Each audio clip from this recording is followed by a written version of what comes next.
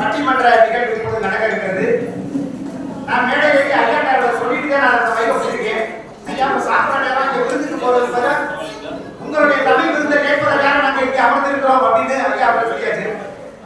இன்னொரு ஒரு முக்கியமான விஷயம், குடியாத்தம் குணன் ஐயா அவங்க நான் தனிப்பட்ட முறையிலையும் செல்போன்ல பேசுறது உண்டு. நீண்ட நேரம் ஐயாவோட நகைச்சுவையா கலந்துறாரு. நான் பட்டிமன்ற கூட ஐயா சொல்லலாம்னு கேட்டேன். நகைச்சுவை நாமரசு அப்படிங்கிற மாதிரி இப்பதான் நாமரசு கொலை வழக்கு முடிஞ்சிருக்கு, வேணாம் ஐயா அந்த வார்த்தையை போட வேணாம் அப்படின்னு போயிட்டு ஐயா வந்து போயிட்டார் முதல்ல. அப்ப நான் அடுத்த போய் என்ன வார்த்தையா போட்டது அப்படின்னா, இந்த இடத்துல நகைச்சுவை நான் வேந்தர் ஐயா அவர்களுக்கு நகைச்சுவை நான் வேந்தர் என்ற பட்டத்தை கொடுக்குறாங்க. நீங்க பட்டிமன்றத்துடைய தலைப்பு வந்து மொழியின் விழி இலக்கணமா இலக்கியமா என்பதுதான் இப்ப தலைப்பு. ஆனா இன்னொன்னு, உங்களுடைய பேச்சு பட்டிமன்றத்துக்கு தக்க வாதமா இருக்கட்டும், இன்னொரு பக்கத்தை தாக்கணும் சொன்ன மாதிரி ஒரு பக்க வாதமா வந்துட வேண்டாம் என்ற ஒரு உங்களுடைய வேண்டுகோளை உங்கள்கிட்ட இருக்குது. ஆனா ஒரே விஷயம் மட்டும் சொல்லுங்க, இந்த பட்டிமன்றம் எப்படி இருக்க போகுது அப்படின்னு வந்து நான் சொல்லிடுறேன். அங்க கடுமையா பேசி ஒரு பெரிய ரசவாதமா இருக்கும், இங்க கடுமையா பேசி ஒரு ரசவாதமா இருக்கும். நம்முடைய குடியாத்தம் குமணன் ஐயா ரெண்டையும் சமமா பேசி சமரசமா ஆக்கிட்டு பேசிடுவார். சரிதானே? நன்றி நன்றி. அனைவருக்கும் வணக்கம். போராட்டம் கேள்விப்பட்டிருக்கீங்களா? போராடுகிறார் கொஞ்சம் நேரத்தில் பட்டிமன்றத்தில் முடிக்கும் இஷ்டம் இருக்குது. அதுக்கு நேரத்தில் பணம் வராது, பணம் ரிட்டர்ன் வராது. நாலு பேர் பேசிட்டு இருக்கிறாங்க. ஏமா உட்காந்து கீழே உட்காந்துங்க, மிக நேரம் கிடைக்கும்.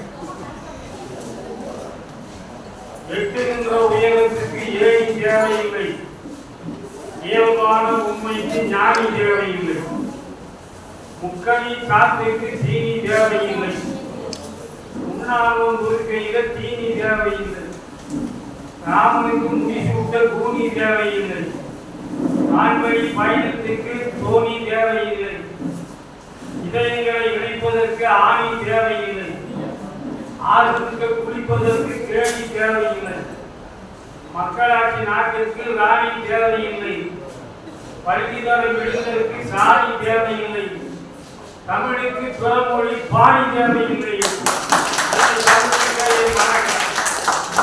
பட்டிமன்றம் பேசும்போது அங்கே நிற்க தேவையில்லை.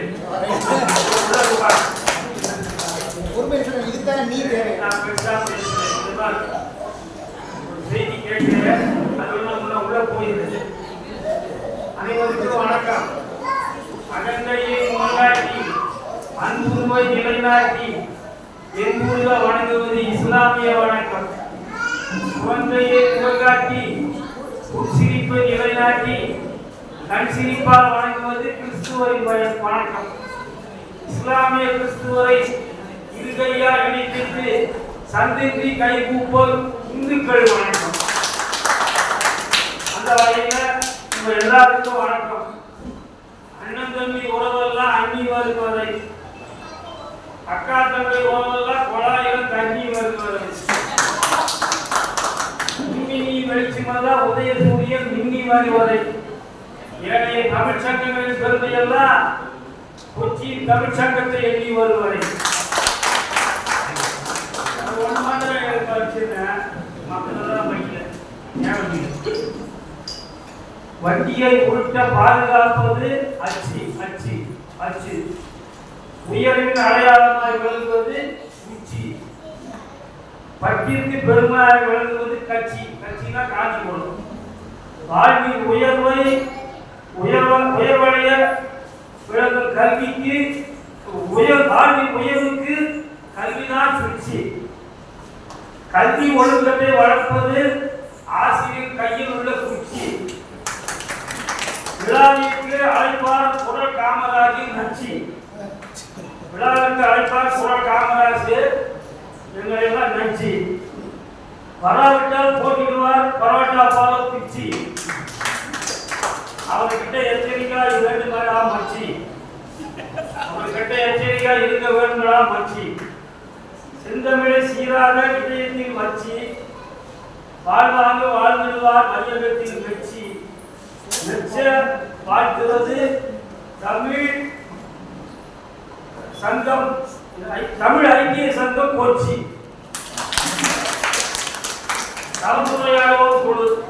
சாலையிலே கதிரவன் போல் பொழுதுரையாடுவோம். சோலையிலே மரங்களை போல மறந்து உரையாடுவோம். இலக்கண இலக்கியம் போல் வளர்ந்து உரையாடுவோம். நல்லோரின் உள்ளங்கள் போல் கலந்து உரையாடுவோம். கலந்துரையாடுவதற்கு மிகவும் அடிப்படை காரணமாக அத்திவாரமாக இருப்பது நம்ம தமிழியல். தமிழியலும் அனைவரையும் அரவணைத்து இப்படிப்பட்ட ஒரு நிலவியை உருவாக்கி மொழி உணர்வு, இன உணர்வு நம்ம எல்லாம் வாழ செய்கிறவர். அவர் நெல்லாண்ட சோழம் போல், வில்லாண்ட சேலம் போல், சொல்லாண்ட பாடியமும் பல்லாண்டு வாழ்க. புலவர்களுக்கு பேச போனேன். ராஜராஜ சோழனுக்கு காய்ச்சல் வந்துருச்சு, உடம்பு சரியில்லை. வைத்தியரை கூப்பிடுங்க. அந்த வைத்தியர் புலவர் வைத்தியர். அவர் கூப்பிட்டு செக் பண்ணி பார்த்து ஆய்வு செஞ்சு பார்த்துன்னு சொன்னாரு. ராஜராஜ சோழன் அப்படி யாருமே சொன்னது கிடையாது. என்ன சொல்றாரு புலவர் வைத்தியர்னா, உலகத்திலேயே வென்ற மாவீரனா இருந்து என்ன, நெஞ்சிலே கோழை. நெஞ்சிலே கோழை அப்படின்னு என்ன கோழை? கோழைன்னா என்ன? சளி பூச்சிருக்க. ராஜராஜ சோழன் பார்த்துட்டு கோபம் வந்துச்சு. அப்புறம் அழகிட்டான், சிரிச்சிட்டான். புலவர் ரொம்ப பேசுகிற புலவர்கள் பெற்றெடுத்த வெட்டை பிள்ளை என்றால் என்னது? இலக்கணமோ இலக்கியமோ. இலக்கணம்னா பயந்து கூடாது. இலக்கணத்துக்கு விடை வினாவிலே விடை இருக்கும். வினாவிலே எப்படி விடை இருக்கா? எப்படியா இருக்கா? பெயர் சொன்னா என்னன்னு கேள்வி கேட்டா, பெயரை குறிப்பது பெயர் சொல்லி எடுத்தா 2 மார்க்கு 1 மார்க் போடுவான். மார்க் பாஸ் பண்றது 25 தான். 6 9 வரைக்கும். அதுல வினா சொன்னா என்னன்னா, வினையை குறிப்பது வினைச்சொல், பெயரை குறிப்பது பெயர் சொல். அதனால இடையை குறிப்பது இடைச்சொல் சொல்லக்கூடாது. புரியுதா? அதனால சொல்லுக்கிற வினாவிலே விடை இருக்குது. 8 மணி பஸ் எத்தனை மணிக்கு போவான்? 8 மணிக்கு தான் போவோம். 8 காலுக்கு பூச்சிக்கு எத்திருக்காரு. அதேதான் வினா. இலக்கணம். இலக்கணம்னா நீ பெருசா நினைக்க கூடாது. நான் நிறைய பேசுறதுக்கு வந்தேன். ஒண்ணு மட்டும் கண்டிப்பா சொல்லிதான் தெரியும். பாடியின் பரப்பு வழியில இருந்து அங்கவை சங்கவை அவை கவிஞர் 100 போறாங்க. போகும்போது அவங்க பாட்டை திரும்பி பார்க்கலாம். அதான் கண்ணதாசன் எழுதுற அந்த பாட்டை, அன்று வந்தது இன்று வந்தது அதே நீங்க அப்படின்ற பாட்டு. அதைத்தான் நம்ம அங்கவை பாடுற சங்கவை எழுதிக்கிறோம். என்ன பாட்டாங்க? அத்தைய திங்கள் அவ்வண்டிகள் தந்தையுடைய உங்களுடைய குன்று தொடர்படா, இத்தைய திங்கள் தந்தையும் குன்று தொடர்படாங்க அப்படின்னு சொல்றோம். அந்த பாட்டு நல்லா கவனிச்சுக்க. தமிழனா இருந்தா கவனிச்சுக்க. மறக்கக்கூடாது. அவர் நாட்டை எழுந்தார், அன்னை எழுந்தார், தந்தை எழுந்தார், வீட்டை எழுந்தார். ஆனால் நிலைமண்ட ஆசிரியப்பா ஈக்கை முச்சீர் வரும் என்கிற இலக்கணத்தை இழக்கவில்லை. தெரியும் தமிழ்நாடு தெரியும். அதனால்தான் சொல்லுவேன், தமிழ் கற்பிக்கிறதுல நான் தான் உலக முதல்வர் சொல்லுகிறேன். அப்போ மொழியினுடைய உணர்வு இலக்கணத்தில் இருக்குது, இலக்கியத்தில் இருக்குது. அது இல்லைன்னே சொல்ல முடியாது. ஒரே செய்தி பாரு. 7 2 வாவென்று இயங்கினான் அரசன் என்றாங்கன்னா 7 2 எத்தனை? 16. 7 எத்தனை? 16 வருஷமா காட்டுக்கு போறான்னு சொல்றான். அப்புறம் அப்ப இவர்கள் பட்டத்தாடு 4 மாதமாய் பேவனை வேண்டி அப்படிங்கிறார். நந்தவனத்தில் ஒரு ஆண்டி அவர் 4 மாதமாய் பேவனை வேண்டி கொண்டு வந்தார். ஒரு தோல்வி அதை இருந்தாடி போட்டுடைத்தாடி அப்படின்னா சிவபெருமான நந்தவனத்தில் ஒரு ஆண்டி நீங்க குழந்தை கருதுக்கு பத்தியா அவன் என்ன பண்றான்? 4 மாதமாய் 4 மாதமாய் எத்தனை மாசம்? 10 மாதம். 4 கூட்டணும். எவையா கூட்டி சொன்னா, எவையா உடைய கருத்தை சொன்னா எந்த தமிழர்களுக்கு தெரியாது. 7 2 16 சொல்லி பெருக்குங்க. இங்க மட்டும் 4 நீ ஏன் கூட்டுற? உங்களை கூட்டுறதுக்கு எவன் சொன்னா? எவங்க கூட்டம் உங்களுக்கு அப்படின்னு கேட்டா கேள்வி புரியுதா? புரியுது. 4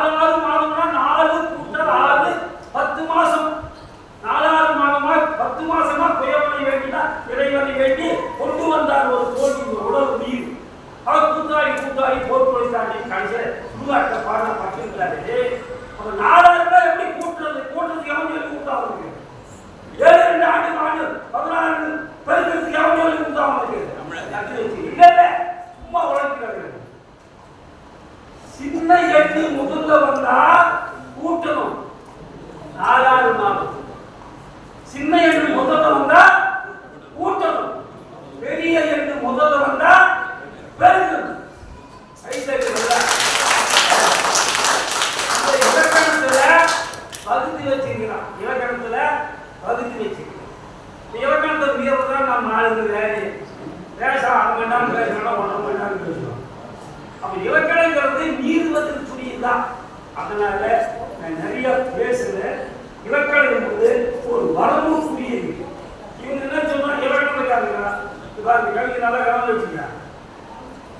இலைகளில இரும்பு சக்தி இருந்தாலும் முருங்கை மரங்கள் முட்டு கொடுக்க பயன்படுது அப்படின்னு சொல்றாங்க. இலக்கியவாதி இலக்கணம் பயன்படாதீங்க, அது ஏன் எப்படி பேசிக்கிறாங்க அப்படின்னு சொல்றாங்க.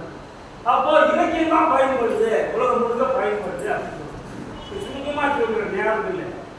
இலக்கணங்கிறது பெண் பார்ப்பு திருமணம், இலக்கியம்ங்கிறது கண் பார்ப்பு திருமணம்.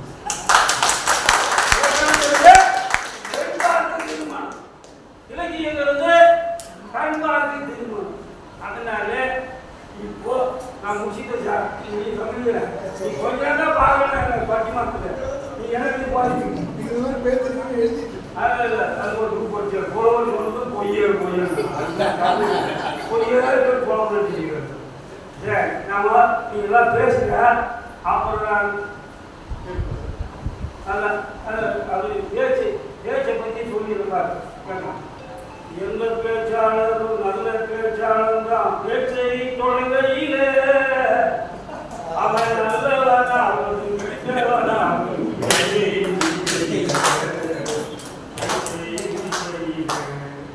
பேச்சை முடிக்கிற மாதிரி நிர்வாகம் நடத்துறவங்களும் இருக்கணும். புரியுதா? பேச்சை முடிக்க சொல்றது தைரியம் வேணும். அப்படி நான் சொல்ற தைரியம் தான். நீங்க பேச்ச 10 முடிச்சுங்க. இல்லை நீங்க நல்லா கை தட்டணும். கையை கட்டி மகிழ்ச்சி அடைய நான் பேசுறேன். கிட்டப்பா தெரியுமா? யாரு செய்யும் கிட்டப்பா? கிட்டப்பா தெரியுமா? கேபி சுந்தராமனுடைய கணவர் அவர். கேபி சுந்தராமன் எல்லாருக்கும் தெரியும். அவர் கோர்ட்ல சிக்கிட்டார். கூப்பிடுறாங்க கிட்டப்பா கிட்டப்பா கிட்டப்பான்னு. கோர்ட்டுக்கு போய் கை கட்டி நிக்கிற கூத்தாடுறோம், தெரு கூத்தாடுறோம். அவங்க பேர் கிட்டப்பாங்களா? நாம என்ன பண்ணுவோம்? 3 முறை கூப்பிட்டாங்க, 60 வருஷம் கேட்டு சொல்லி மாட்டிக்குவோம். அவர் அப்படி இல்லை. ஆமாம் சாமி, என்ன வேலை செய்யறார் சாமி? தெருக்கூத்தாடுறது சாமி. அது கேவலமான வேலை இல்லை. எங்க அப்பா பார்த்த தொழில விட கேவலமான தொழில் இருக்கீங்க. உங்க அப்பா என்ன தொழில் பார்த்தாரு? வக்கீலா இருந்தாரு.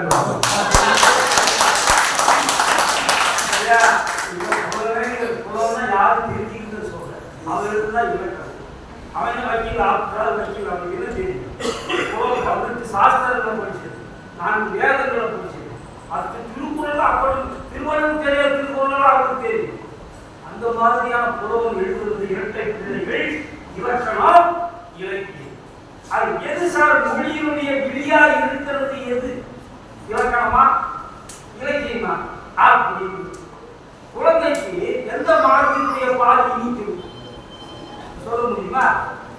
பதில் சொல்ல முடியுமா? ஐயா சொல்ல முடியுமா?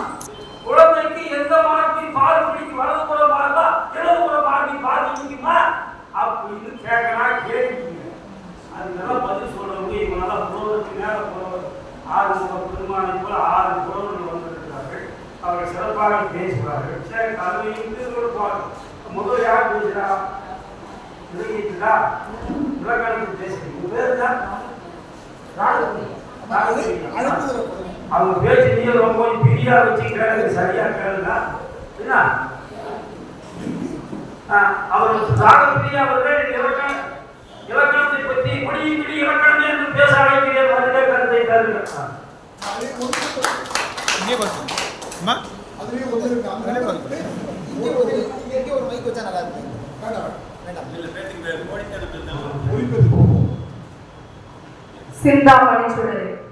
சிந்தாமணிச்சுடரே செங்கை செறிவளையே தந்த வடமொழிக்கும் தாயாகி நின்றவளே முத்த எதுபதியர் மூத்த சுவேரியத்தார் செந்திருநாவில் சிரித்த இளங்கனி நந்தா கதிரொலிய நாடகத்து பண்ணியது வந்த குடிமர ஓருமை வாழ்த்தி வணங்குவோம் என்று தாய் தமிழை வணங்கி தமிழ் ஐக்கிய சங்கம் எரணாகுளம் மற்றும் கலந்துரையாடுவோம் பேரவை தமிழ்நாடு இணைந்து நடத்துகின்ற இந்த மாபெரும் நிகழ்வில் எனக்கு வாய்ப்பளித்த அனைத்து நல்ல உள்ளங்களுக்கும் நன்றி கலந்த வணக்கத்துடன் அவையை அலங்கரித்துக் கொண்டிருக்கின்ற நடுவரை அவர்களுக்கும் என் அணியினருக்கும் எதிரணியினருக்கும் இந்த அவையை அழகுபடுத்தி இருக்கின்ற இருபால் நண்பர்களுக்கும் என் கனிவான அன்பான பணிவான வணக்கத்தை உரித்தாக்கிக் கொண்டு மொழியின் விழி இலக்கணம் தான் என்று பேச வந்திருக்கின்றேன்.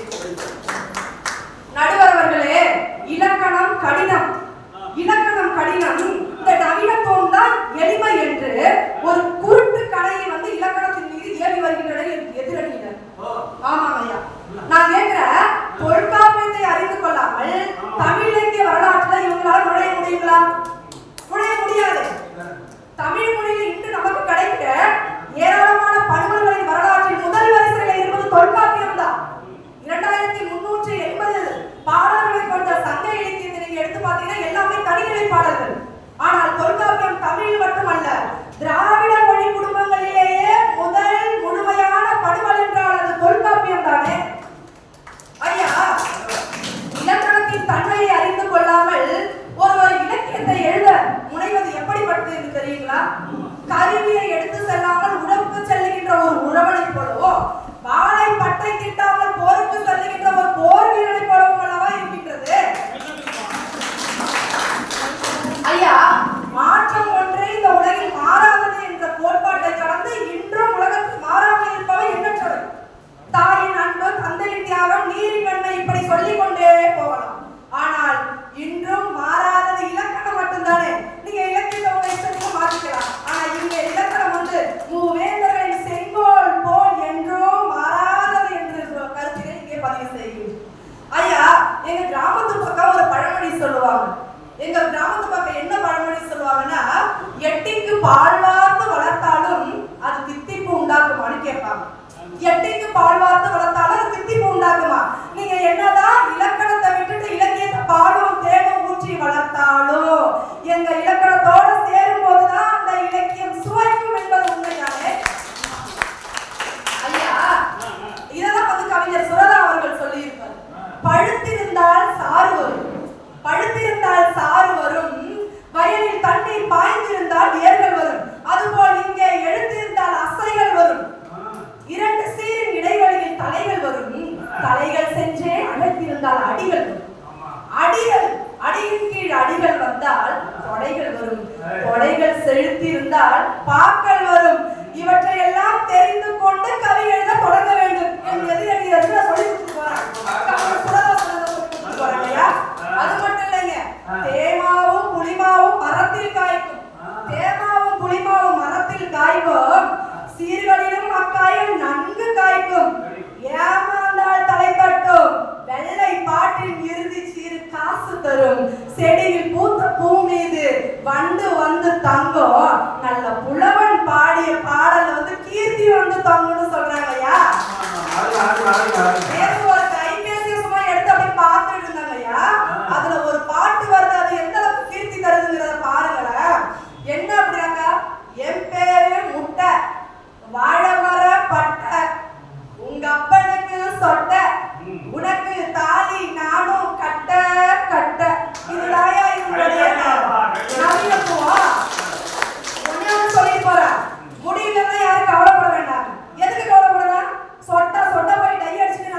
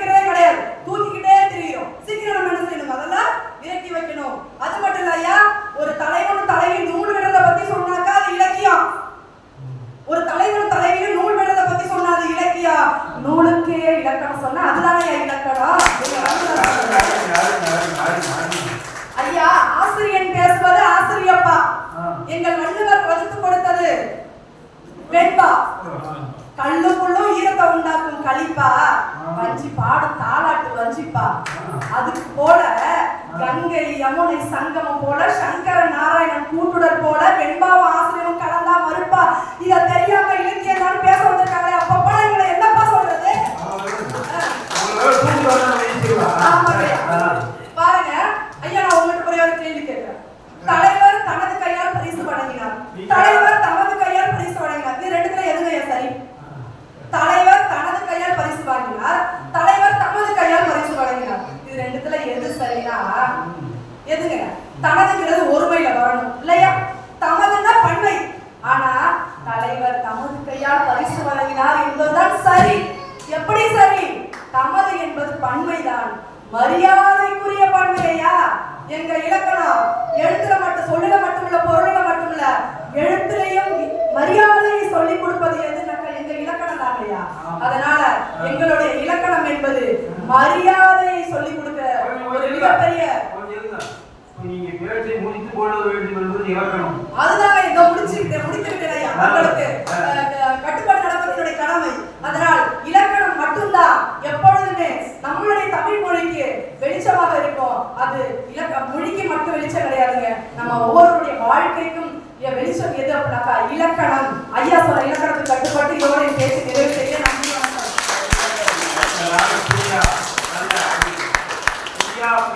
சரியானு அவன் கேட்க முடியும். அவங்க எரியா பேசுனாங்க, அதே குறியாவே இருந்தாங்க. அதை விட்டுட்டு விளையாட பேசினாங்க. ரொம்ப பிடிச்சது, ரொம்ப பாராட்டு. இந்த மாதிரி எப்போதும் உழைச்சி பேசணும். சும்மா போடணும். நல்ல நல்ல அருமையா பேசுறீங்க. எம்ஆர்ஆர் கோர்ட்டுக்கு போனார். நீங்க எம்ஜிஆர் சுட்டிங்கள நீதிபதியை கேட்டார், எம்ஜிஆர் சுட்டிங்கள அந்த துப்பாக்கி லைசன்ஸ் இருக்கிறார். அதுக்கு அவர் சொன்னாரு, நான் எம்ஜிஆர் சுட்டேன், அவரையும் சாகிறேன், என்ன நானே சுட்டுக்கிட்டேன், நானே சாகிறேன், அந்த துப்பாக்கி எதுக்கு லைசன்ஸ் அப்படின்னு.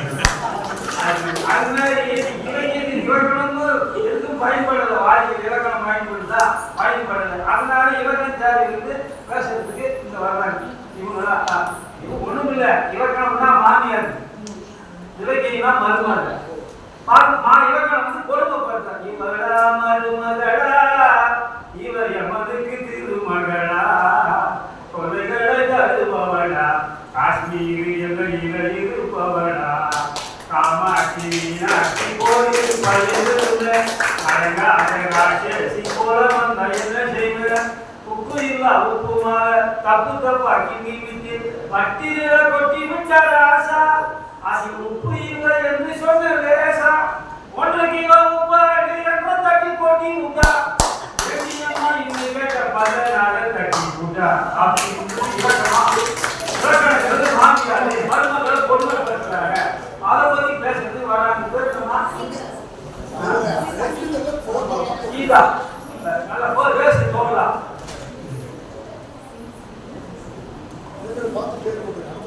எங்க பாக்கிறதுக்கு மனசுவா பாருங்க. இவங்களே மாத்தினே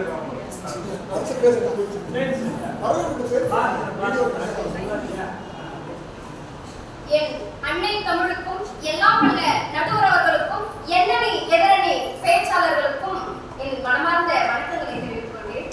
ஒரு பேச்சுக்கு எது சிறப்பு என்று கேட்டால் ரசிகர்களாகிய நீங்கள் தான் சிறப்பு என்று சொல்லுவதற்கு சிறப்பான பேச்சை ரசித்து பாராட்டிக் கொண்டிருக்கிற அனைவருக்கும் என்னுடைய முதற்கண் வணக்கத்தை தெரிவித்துக் கொண்டு என்னுடைய உரைக்குள் நுழையும். நடுவர் அவர்களே, இன்னைக்கு கொடுக்கப்பட்ட தலைப்பு என்ன? மொழியின் விழி இலக்கியமா இலக்கணமா? இதான இதுக்கு எதுக்கு ராகப்பிரியா அக்கா வந்து இவ்வளவு பேசிட்டு போயிருக்காங்க? அவங்க வந்து ஒரு மிகச்சிறந்த ஆசிரியர், அவங்க பத்தி நான் சொல்லியே தருவேன். இல்ல நம்ம என்னடி பேசிச்சா நம்ம சொன்னதே பேசிக்கிறேன். ஃபர்ஸ்ட் எடுத்தே இத்துடன் முத்து போடுகிறேன்னு சொன்னீங்கன்னா காய்கறி சொல்லி பண்ணோம். பேசுங்க. அவங்க ஒரு மிகச்சிறந்த ஆசிரியர். அவங்க இலக்கணம் எடுக்க ஆரம்பிச்சாங்க. நான் எப்படி தெரியுமா வகுப்புரை சங்கீத ஸ்வரங்கள் ஏறே இருக்கா இன்னும் இருக்கா என்னமோ மயக்கம் அப்படின்னு இருக்கும். உங்களை தூங்க வச்சுட்டாங்க அப்படின்னு சொல்லிட்டு நீங்க கவலைப்படாதீங்க. அவங்களுக்கு அது வழக்கம் ஆயிடுச்சு. I very sorry. ஒரு மொழிக்கு சிறப்பு சேர்ப்பது எது அப்படின்னா இலக்கியம் தாங்க. நம்ம எல்லாருமே 1ஆம் வகுப்பு படிக்கும் போது முதல் பாடமா ஆத்திச்சூடி இருக்கும். அது என்ன தரமா சொல்லி தருவோம்? அறம் செய்ய விரும்புன்னு சொல்லி தருவோம். எல்லா மொழிகளிலுமே ஒரு மாணவன் எழுத படிக்க கத்துக்கிட்டான் அப்படின்னா அது இது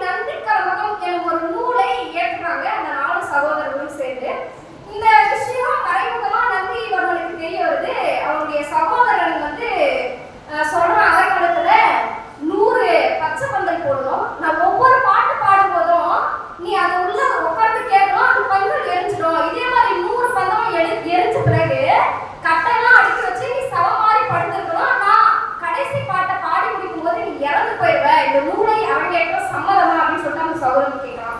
அந்த நந்திவர்மனுக்கு இந்த நூலை என்னெல்லாம் எழுதிருக்குன்னு சொல்லிட்டு ஆர்வம் மிகுதியோட நான் இறந்தாலும் பரவாயில்ல அந்த நூலை கேட்கறேன்னு சொல்லிட்டு கடைசியான பாட்டை பாடும்போது நந்திவர்மன் எரிந்து இறந்து போகிறான். அதுக்கப்புறம் அவனுடைய சகோதரன் அந்த புலவன் ஒரு பாட்டு எழுதியிருப்பாங்க. என்ன தெரியுமா? வானூர் மதியை அடைந்ததும் பதிலும் உன்னுடைய முகத்தில் இருக்கக்கூடிய அழகு அந்த வானத்தில் இருக்கக்கூடிய நிலாவுக்கு போயிடுச்சு. மறிகடல் புகுந்ததும் கீர்த்தி நீ சேர்த்து வச்ச புகழெல்லாம் அந்த அலையை ஆர்ப்பரிக்கக்கூடிய கடலுக்கு போயிடுச்சு. தேனூர் மலரால் அறிவிடம் புகுந்தால் தாமரை மலரில் உட்கார்ந்து இருக்கக்கூடிய அந்த லட்சுமி தேவி என்று சொல்லக்கூடிய செல்வம் எல்லாமே விஷ்ணு கிட்ட போயிடுச்சு. செந்தழல் அடைந்ததும் தேகம் மீதி இருக்கக்கூடிய உன்னுடைய உடம்பு தீக்கிரை ஆயிடுச்சு.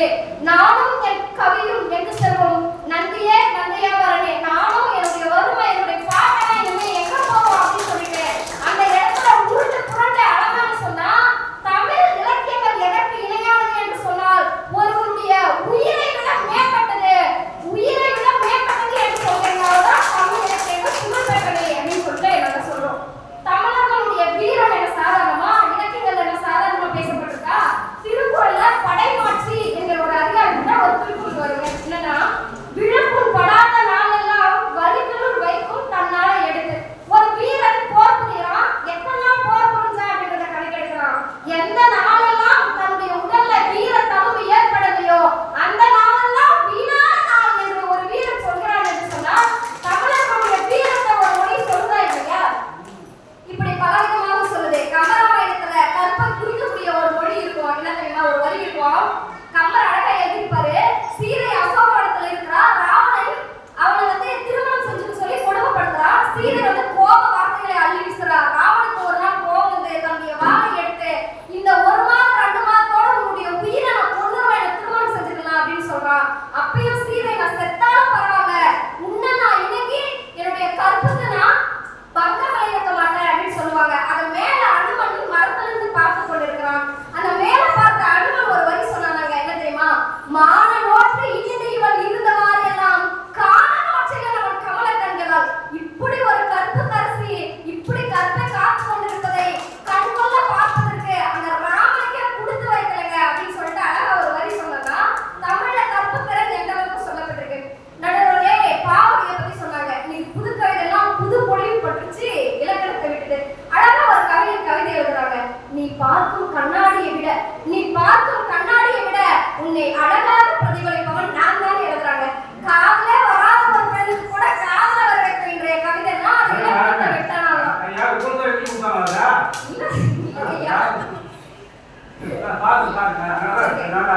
நடுவர்களே இலக்கியம் என்பது என்ன தெரியுமா? அதாவது எல்லாரும் பார்த்து ரசிக்கிற வானம் மாதிரி அழகா இருக்கும், ரசனைக்குரியதா இருக்கும். இலக்கணம் எப்படி தெரியுங்களா? அந்த வானத்துக்கு பின்னணியில் இருக்கிற வானவதே ஒண்ணு இல்லைங்க. அது ஒளி எதிரொலிப்பால் நிறப்பிறவியால் தான் வருது அப்படின்னு சொல்ற அந்த அறிவியல் மாதிரி எல்லாரும் ரசனை தன்மையை விரும்புவாங்க. அதனால வாழ்நிலை சொல்லிக் கொடுக்கக்கூடிய இலக்கியம் தான் ஒரு மொழிக்கு அழகு சேர்க்கிறது, ஒரு மொழி இசையாக இருக்கிறது என்று சொல்லி என்னுடைய உரையை நிறைவு செய்ய நன்றி.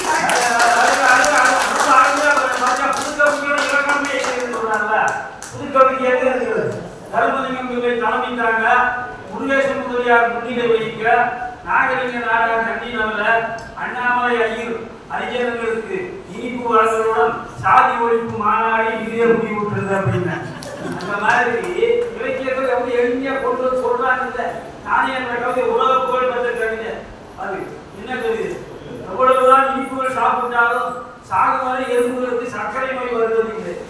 ஏனென்றால் அவைகள் வாழ்நாளுக்கு வாக்கிங் போகின்றன. மக்களுக்கு சேர முடியா அதை விட்டு இடம் ரொம்ப வாங்கிப்பாங்க. அதனால இலக்கியம் தான் பேசு. இலக்கணம் என்ன ஒன்று இல்லை. அது எவன் பயன்படுத்துற இலக்கணத்தை வாழ்க்கையில பயன்படுத்த இலக்கியம் தானே அப்படின்னு சொன்னீங்கன்னா அறிஞர் பாராட்டு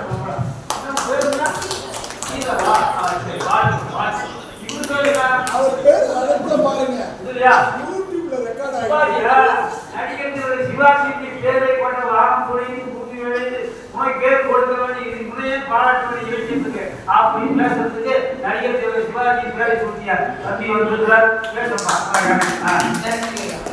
சொல்கொடி தோற்றிய சொற்குடி மக்களின் முத்தமிழின் உயிர் முச்சிரும் நீ என போரி தமிழர் உலகை நீராடுபவளே முச்சம வைத்து முத்தொழி வீசுகிற தென்னண்ணாண்டு வர உயிரன்னை தமிழாய் வந்தனை வளர்த்து பேரம் வாழ்ந்தவளே தாய்மொழியே அது நிலமே அது நூற்றி வந்த மரபு மொழியே பாவலர் கையில் பாங்காய் அமைந்தவளே கம்பன் பருகி இன்ப மொழி கவியே காலத்தால் மூத்தவளே கருத்தாய் உதிர்ந்தவளே ஞானமாய் சிறந்தவளே கங்கை காவிரி காலா நடந்து ஊரோடும் உயிரோடும் ஊட்டி வளர்த்திட்ட தாய்மொழியான தமிழை வணங்கி முன்னை வணங்கி என்னுடைய உரையினை துவங்குகிறேன். மொழிக்கு விழி இலக்கணமே என்று உறக்க பேசி இந்த சிறியவரின் பேச்சில் விடை இருக்கலாம், ஆனால் தமிழ் கற்றுக் கொடுத்த இந்த மொழியில் என்றுமே வெற்றிதான். மொழிக்கு விழி இலக்கணம் தான். எப்படி தெரியுமா? சங்கம் வைத்து பிறந்த சமுத்திரமாம் மாத்தமிழ் மூழ்குமோ சிறு சங்கென்னும் சமஸ்கிருத குழுவைக்குள் அந்நியர் வந்தார். இந்த மொழியை இலக்கண மொழியை அழிப்பதற்கு அந்நியர் வந்தார், ஆங்கிலேயர் வந்தார்.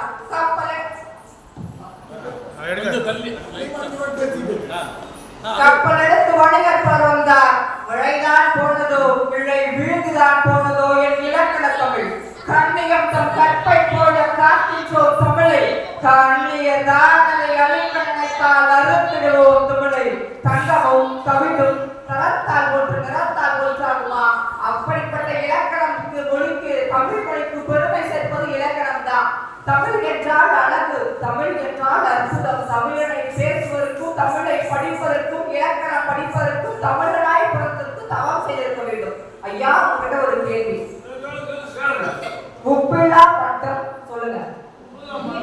குப்பையிலே இலக்கணம் இல்லாத மொழி அது வெற்றி மொழியாகத்தான் இருக்கும். என்றைக்கு மொழியோடு இலக்கணம் செல்கிறதோ அன்றைக்குத்தான் தமிழ் மொழி உயரத்தில் இருக்கிறது என்பது நிதர்சனமான உண்மை. ஐயா, இன்னொரு கேள்வி. ஒரு மரத்தை நட்டோம், ஒரு மரத்தை மேல வெட்டி கொடுத்தா வருமா இல்ல வேரோடு நட்டா வருமா? அப்படி மொழிக்கு வேறாக இருப்பது இலக்கணமே என்று சொன்னால் உறக்க சொல்லுவோம், இலக்கணம் இல்லாமல் உங்களால் எதுவும் பேசிட முடியாது. அக்கா சொன்னாங்க அறம் செய்ய வேண்டும் என்று ஏற்றுக்கொள்கிறேன். ஆமாம், அறத்தோடு இருக்கிறது மொழி. ஆனால் மனிதன் பிறக்கும் போதே அம்மா என்ற இலக்கணத்தோடு பிறக்கிறான் என்று சொன்னால் மொழிக்கு பெருமை சேர்ப்பது இலக்கணம் தான். ஐயா ஐயா அதையும் கடந்து இன்னைக்கு நம்ம தமிழ் மொழி என்று கண்டங்கள் பல கடந்து நாம் கொண்டாடுகிறோம். அந்த மொழிக்கு பெருமை சேர்ப்பது இலக்கணம் தான். எப்படி தெரியுமா? செம்மொழிக்கு உயிர் துடிப்பு இலக்கணம் என்று உறக்க சொல்லுவேன். அன்றைய காலகட்டங்கள்ல மொழியெல்லாம் பார்க்கிறாங்க, எந்த மொழிக்கு செம்மொழி என்று அங்கீகாரம் கொடுக்கலாம் அப்படின்னு. அப்படி பார்க்கும்போது தொல்காப்பியமான பழமையான நூல் இருந்ததுனால்தான் இன்று தமிழ் மொழிக்கு செம்மொழி என்று அங்கீகாரம் கிடைக்கிறது என்று சொன்னால் மொழிக்கு பெருமை சேர்ப்பது இலக்கணம் தான். இல்லையா? இலக்கணம் இல்லாமல் நம்மால் ஒன்றுமே சொல்ல முடியாது. அதனால்தான் 14 தொன்மங்களிலே திண்மை, எண்மை, ஒன்மை, இயன்மை, தாய்மை, தேய்மை, சூழ்மை என 14 தொன்மங்களிலே இந்திய மொழிகளிலே செம்மொழி என அங்கீகாரம் பெற்றது தமிழ் மொழி என்று சொன்னால் அதற்கு அடித்தளமாக இருக்கிறது இலக்கணம் தான்.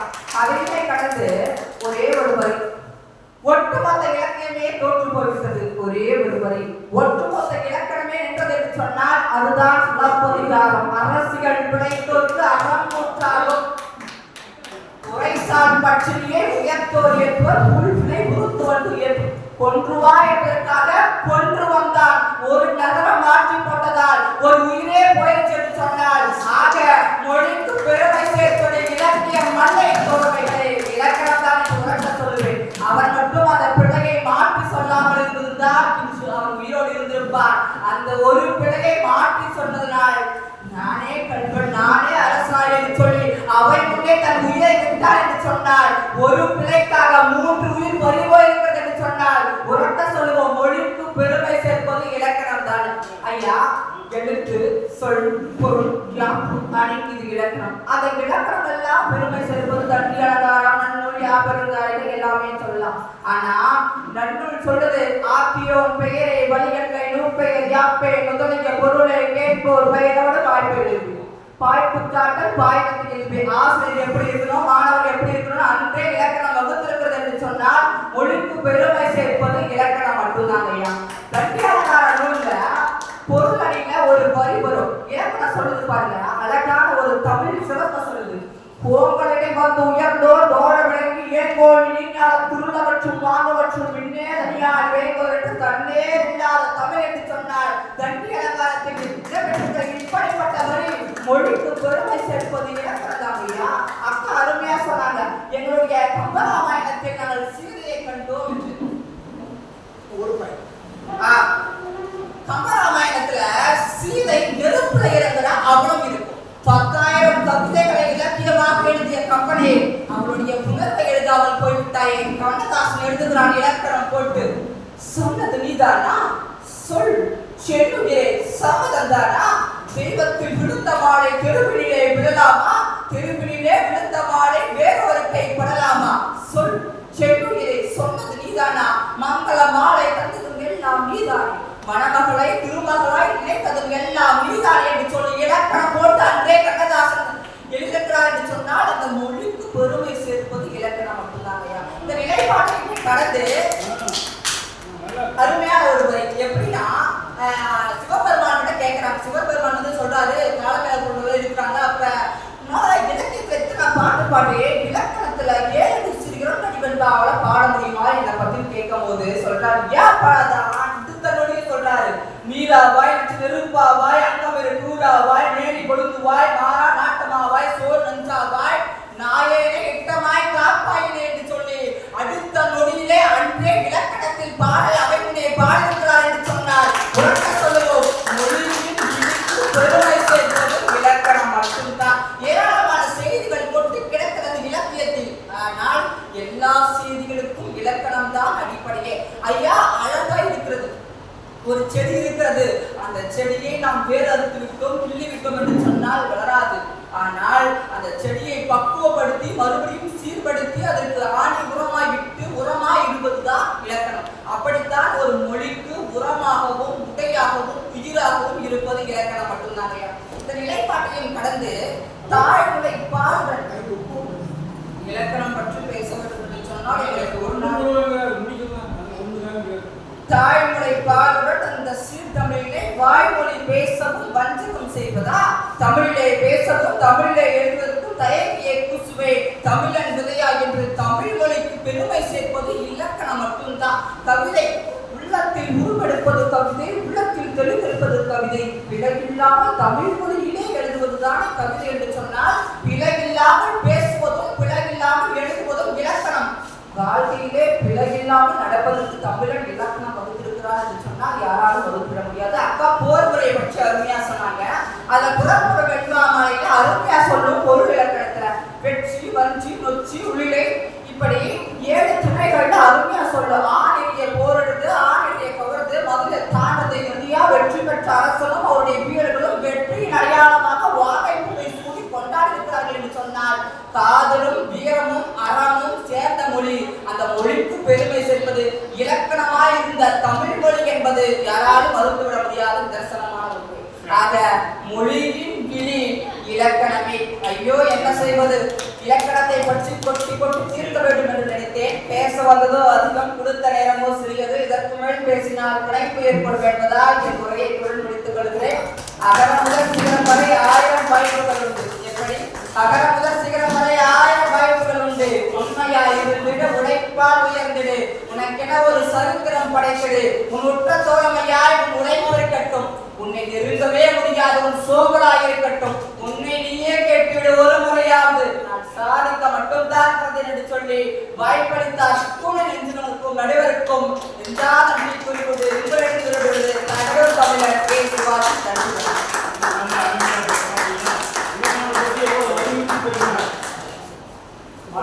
தண்ணிக்கு மேல படகு போனா உல்லாசம், தண்ணிக்கு உள்ள படகு போனா கைலாசம். இலக்கணம் இருக்கிறதே வாழ்க்கை, இதுதான் ஒன்றும் கிடையாது. நாய் போட்டு அடிச்சு பூனை போட்டு அடிச்சுக்கிட்டு ஏன்னா வாய் இல்லாத செய்வனை அடிக்கிறேன் அப்படின்னு கேட்டான். இல்லை வாய் இல்லாம 1.5 லிட்டர் பால் குடிச்சிச்சு அப்படிங்கிற, வாய் இல்லாம 1 லிட்டர் பால் குடிச்சிருக்கா. ஏய் அவன் வாய்னா என்ன, வாய் வாய்னா என்னது இல்லையா, வாய்னா என்ன போகுது பேச்சு. பார்த்து நீங்களே சொல்றீங்க பாருங்க, வாய்னா பேச்சு. அதான் வேணும், வாய் இல்லாத செய்வனா பேச்சு இல்லாத ஒரு ஜீவன் அப்படின்னு சொல்றான். அதான் இலக்கணங்கிறது என்னைக்கு உயிர் வாழ்ந்து கொண்டே இருக்கிறது. அதை ரொம்ப அருமைச்சு எல்லாரும் நல்லா பேசுறாங்க. எல்லாத்தையும் பேச்சு புறப்பிரசவமா முடிஞ்சு போகும். நம்ம என்ன பண்ணுவோம்? நேரம் இல்லை. அதனால சரி அது இங்க பார்க்கணுமா? திவாகர் வாழ்க்கை அடுத்தது இலக்கியிலே தலைப்பாளியில் திவாகர் பேசுவார். கல்தோன்றி மண்ணோன்றா காலத்து வாழோடு முந்தோன்றி மூத்தபடி அன்னை தமிழுக்கு முதல் வணக்கம். நடுவர்கிட்ட அவையில் வீட்டிற்கும் அனைவருக்கும் எனது வணக்கங்கள்.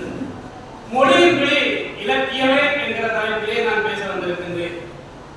தொல்காப்பியரை பற்றி நிறைய சொன்னாங்க. தொல்காப்பியுடைய குரு என்று சொன்னால் அவர் அகத்தியம். இலக்கியம் இன்றி இலக்கணம் இன்றே, எல் இன்றாகில் என்னையும் இன்றே அப்படின்னு அகத்திய பேரகத்தியத்தை தொல்காப்பியோட குரு அதுதான் முதல் நூல். அது வந்து தொகுக்கப்படவில்லை என்றால் தான் சொல்லப்படுகிறது. இன்னொன்னு சொன்னாங்க, முதல்ல பேசின பேராசிரியர் ஆசிரியர்கள் சொன்னாங்க, உருட்டுக்கணை ஏவுகிறார்கள் என்று சொன்னார்கள். ஆம், உருட்டுக்கணைதான். அது உங்களுக்கு குருட்டுக்கணை ஏறினால் நாங்கள் பிரமாஸ்திரத்தை எழுதுகிறோம். அது உங்கள் கண்களுக்கு தெரியவில்லை, அதனால் குருட்டுக்கணை என்று சொல்லுகிறோம். மனிதர்களின் வாழ்வியல், சிந்தனை, பண்பாடு, உணர்வுகளை பிரதிபலிக்கும் காலக்கண்ணாடியாக திகழ்வது இலக்கியம்தான் என்பதை ஆணித்தரமாக இந்த இடத்திலே கூறுகிறேன். ஏனென்று சொன்னால் தமிழர்கள் அறம் சார்ந்து வாழ்ந்தவர்கள். அறம் என்றால் தமிழர்களுடைய மிகப்பெரிய அறம் விருந்தோம்பல். அந்த விருந்தோம்பலை பற்றி புறநானூறு சொல்கிறது. ஆனால் அதுக்கு முன்பு விருந்தோம்பலை பற்றி ஒரு சில விடயங்கள் சொல்கிறேன். நாம் யாராவது வீட்டுக்கு வந்தாங்கன்னு சொன்னா நாம இருக்கிறத சாப்பாடு கொடுப்போம், இருக்கிறத ஏதோ ஒரு கொடுப்போம், அல்லது தலையில் இருக்கிற ரூபாய்களா யாராவது கடன் வாங்கி கொடுப்போம். ஆனால் நேற்று வந்த விருந்தினருக்கு இரும்புவாள் பணயம், இன்று கருங்கோட்டு சிறியாள் பணயம். அதாவது பொருளை பணயம் வைத்து விருந்தோம்பி இருக்கிறார்கள் தமிழர்கள் என்று சொன்னால், இத்தகைய வார்த்தைகள், இத்தகைய விருந்தோம்பல்கள் வேறு ஏதாவது ஒரு மொழி இலக்கியத்தில் இருந்திருந்தால் மொழியின் மொழி இலக்கியம் அல்ல, இலக்கணம் என்று சொல்லியிருக்கலாம். வேறு எந்த மொழியிலும் இல்லை. இது தமிழுக்கே ஒரு விதியாக மற்ற மொழிகளில் இதை மொழிமாற்றம் செய்து மாணவர்களுக்கு காண்பிக்கக்கூடியதாக இருப்பதால் மொழியின் மொழி இலக்கியமே என்று சொல்லுகின்றோம். நமக்குள்ள கோபம் வந்து சண்டை போடுவோம். சண்டை போட்டோம்னா என்ன செய்வோம்? போற போக்கு அழிப்போம், அவனும் திருப்பி அடிப்போம். இதான் சண்டை. ஆனால் போருக்கு ஒரு அறம் வகுத்து ஒரு திட்டமிட்டு போர் செஞ்சிருக்கிறாங்க. புறநானூறு சொல்லுது பாருங்க, ஆவும் அணிய பார்ப்பன மாந்தரும் பிணியுடையூரின் பெண்டிரும் வேலை தென்புலம் வாழ்வதற்கு அருங்கடல் இருக்கும் பொன்போர் புதல்வர் புதா அதிலும் நும்மரன் சேர்வின் என அறுத்து அருள்வரும் பூட்கை ஒரு விசும்பு நிலத்தில் எங்கோ வாழிய குடுமி அப்படின்னு சொல்லுங்க. அதாவது பெண்கள், குழந்தைகள், பார்ப்பன மாந்தர்கள் இவர்கள் எல்லாம் எங்காவது பாதுகாப்பான இடத்துக்கு போங்க, நாங்கெல்லாம் சண்டை போட போறோம், உங்களுக்கு எல்லாம் ஆபத்துல இருக்கிற போதும் சொல்லி போருக்கு இலக்கணம் வகுத்து, இன்னும் சொல்ல போனா மாலை 6 மணிக்கு மேல் தாக்கக்கூடும். இதெல்லாம் புறநானூறு சொல்லுகிறது. இதான் இலக்கியத்தை, இதான் தமிழை மற்றவர்களுக்கு மொழிமாற்றம் செய்து கற்பதற்கு காரணமாக இருப்பது நீங்களாம். இலக்கணம் அல்ல என்பதை நான் இங்கே சொல்லுகின்றேன். மகாபாரதத்துல கிருஷ்ண பரமாத்மாவை தந்த பக்கம் சேர்க்கணும் என்று துரியோதனன் வந்து பார்த்தான். அப்பா மரம் செடி கொடிகள் எல்லாம் ஆடுது. அப்ப அந்த கவிஞர் எழுதுறார், கீண்டினி வரினும் எங்கள் எழிலுடைய எழில்வண்ணன் பாண்டவர் ரங்கத்தலால் படைத்துணை யாக மாட்டான் மீண்டும் நீ செல்கின்ற வியன்மதை குடுமிதோறும் பாண்டது தடாகையாட கைகளால் தடுப்ப போடுவார். அதாவது கையா தடுக்குது, நீ வராதுன்னு சொல்லி சொல்றாரு. இதை நீங்க என்ன சொல்றீங்கன்னா சொற்பொருள் பின்வரும் அணி அப்படின்னு சொல்லி பாடுறீங்க. சொற்பொருள் பின்வரும் சொற்பொருள் பின்வரும் அணி பாடுறீங்க. இதை சொல்லாம பெருமனே வந்து இந்த பாட்டை சொல்லாம நீங்க வந்து இலக்கணம் நடத்துறீங்கன்னு வைங்க, பிள்ளைங்க உட்காந்து பார்த்துக்க மாட்டாங்க, ரொம்ப கஷ்டம். அதே மாதிரி சிலப்பதிகாரத்துல வாராய் என மறைத்து கை காட்ட அப்படின்னு வரும். அது தற்குறிப்பேற்ற அன்னைக்கு நீங்க வந்து அது உதாரணமா சொல்றீங்க. சிலப்பதிகாரத்துல அரசியல் பிழைத்தோருக்கு அறம் கூற்றாலும் என்கின்ற வார்த்தை சொல் பிழைத்ததால் வந்ததா என்பது அல்ல. மாறாக ஒருவன் நீதி சொல்ல வேண்டும் என்று சொன்னால் தனக்குத்தானே நீதி சொல்வது எவ்வளவு கடினம். மற்றவருக்கு நீதி என்று சொன்னால் நாம் வழக்கறிஞராக மாறி வாதிடுவோம். ஆனால் எனக்கு நானே தண்டனை கொடுப்பது என்று சொன்னால் நாம் ஒருபோதும் தீர்ப்பை சரியாக கொடுக்க மாட்டோம். அங்க மாணிக்கப்படவர் உடைகிற பொழுது பாண்டிய நெடுஞ்செழியன் சொல்கிறார், பொன்சை கொல்லன் தன் சொல் கேட்ட யானோ அரசன் யானே கள்ளன் மண்பதை காக்கும் தென்புலம் காவல் என்பதில் பிழைத்தது கெடுகை என் நாய் என்று தன் உயிரை மாய்த்துக் கொள்கிறார். அதனால் தான் சிலப்பதிகாரம் இன்றளவும் ஒரு காவியமாக தோற்றப்பட்டுக் கொண்டிருக்கிறது என்று சொன்னோம். அடுத்ததாக பக்தி இலக்கியம் எடுத்துக் கொண்டால் திருவாசகத்தை எடுத்துக்கொள்ளும். திருவாசகத்துக்கு உருவார், ஒரு வாசகத்துக்கும் உருவார் என்று எதற்காக சொல்லப்படுகிறது என்று சொன்னால் சிவனை நோக்கி நீ திருவாசகத்துக்கு உயிர் இருக்கியா? நான் முருகிய ஒருத்தமே பார்த்துருக்கேன். அதுக்கு ஒரு எடுத்துக்காட்டு சொல்றேன். சிவனை நோக்கி எழுதப்பட்ட அந்த திருவாசகத்தை ஜியு போப் அப்படின்னு சொல்றா கிறிஸ்தவ பாதிரியார் அதை பார்த்துட்டு கண்ணீர் விடுகிறார் என்று சொன்னால் அந்த திருவாசகத்துக்கு நாம் முருகுவது ஒன்றும் பெரிய விஷயம். நாம் சிவனை வணங்குவதோ முருகலாம். ஆனால் கிறிஸ்தவ மதத்தை பின்பற்றக்கூடிய ஜியு போப் என்பவர் கண்ணீர் விடுகிறார் என்று சொன்னால் திருவாசகத்தின் மதிப்பு உலகத்துக்கு எப்படி எல்லாம் அறியப்படுகிறது என்பதை நான் சொல்லி தெரிய வேண்டியது. அதே போல நம்ம தமிழர்கள் எப்படி சொல்றாங்க பாருங்க. இங்க மழை பெய்யுது அப்படின்னு சொன்னா அதுக்கு ஒரு காரணம் சொல்றாங்க. நெல்லு கிடைத்த நீர் வாய்க்கால் வழியோடி உள்ளுக்கும் மாங்கை பொசியுமாம் சொல்லுலகில் நல்லா ஒருவருடனே அவர் பொருட்டு எல்லாருக்கும் பெய்யும். ஒருவர் யாராவது ஒருத்தர் ஊர்ல இருந்தீங்கன்னா சொன்னா அந்த ஊர்ல மழை பெய்யும். நல்லா ஒருவருடைய அவருக்கு எல்லாருக்கும் பெய்யும் மழை. வேலை மழையெல்லாம் பெய்யும். எல்லாரும் நல்லா இருக்கிறீங்கன்னா அந்த ஊர்ல எல்லாருமே நல்லா இருக்கிறீங்கன்னா மழையா பெய்யும் போட்டுருக்கு. அப்புறம் வந்து தற்காலத்துல மிக முக்கியமாக இருக்கக்கூடியது சாதி வேறுபாடு என்று சொல்லுவோம். ஆனால் சாதி வேறுபாடு என்பது பண்டைய காலங்களில் இல்லை என்பதற்காக வெள்ளை நிறத்தொரு பூனை எங்கள் வீட்டில் வளர்வதை கண்டு பிள்ளைகள் பெற்ற பூனை அவை பேருக்கு ஒரு நிறம் ஆகும். சாம்பல் நிறம் ஒரு குட்டி, சாந்த நிறம் ஒரு குட்டி, பாம்பு நிறம் ஒரு குட்டி, வெள்ளை பாலின் நிறம் ஒரு குட்டி, எந்த நிறம் இருந்தாலும் அவை யாவும் ஒரே குணம் அன்றோ என்று பாரதியார் நமக்கு அருமையான இந்த கவிதையை கொடுத்திருக்கிறார். இதெல்லாம் உலகம் முழுமைக்கும் தமிழை நமக்கு வெளியே எடுத்து காட்டுவது. அதாவது தமிழ் மொழி என்பது நமக்குள்ளே நாம் கற்றுக்கொள்வதற்காக இருந்தால் அதை இலக்கணத்தை கற்றுக்கொள்ளலாம். ஆனால் உலகம் முழுக்க அதை மொழிமாற்றம் செய்து பலர் கற்பதற்கு மொழியாக இருப்பது இலக்கியமே என்று உறுதியாக கூறி வாய்ப்பு நன்றி கூறி விடைபெறுகிறேன்.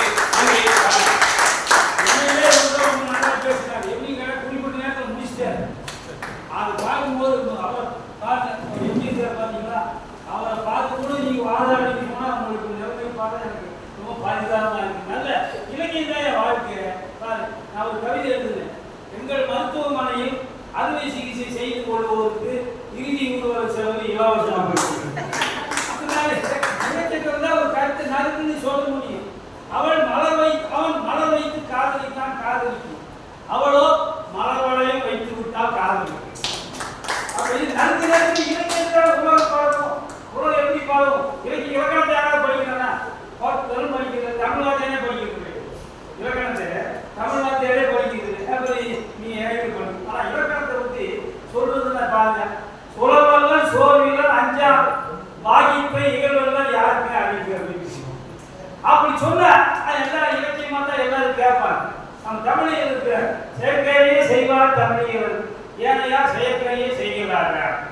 மையத்தில் வாழ்பவர் தமிழகத்தில் தமிழியவனாய் வைக்கப்படும் அப்படின்னு சொன்னா அவங்க இலக்கியனாயா பெருசா இல்லை. இலக்கணத்தோடு எப்படி சொல்றது? அவரை பத்தி நீ சொல்லாய் வாழ்க, நீ சொல்லாய் வாழ்க, நீ வினையாளை மேலா போக, அப்படி போக இப்படி போனா அவங்க வந்து இனிமேல் தமிழ் மேடைக்கே கூப்பிட மாட்டேன். இலக்கணத்தில் எனக்கா ஒரு புரியல அப்படின்னு நான் சொல்லுவேன். அதனால இலக்கணம் வந்து இலக்கியம் ஐயா ரொம்ப நீங்க என்ன பேசுறீங்க? இலக்கணம் வாங்க இலக்கணம் ஜானிக்கம்மா அவங்க இருக்கிறாங்கல்ல, ஜானிக்கு தானே அவங்க சும்மா மாடு ஏன் எதுவும் பொம்பளைக்கு குட்டியை பாருங்க அப்படின்னு அதை பூச்சி கொடுன்னு சொல்ற. பூச்சி கொடுன்னா அதை வச்சுக்கணும் பூச்சி கொடுப்பான்னு சொல்றாரு ராமர்.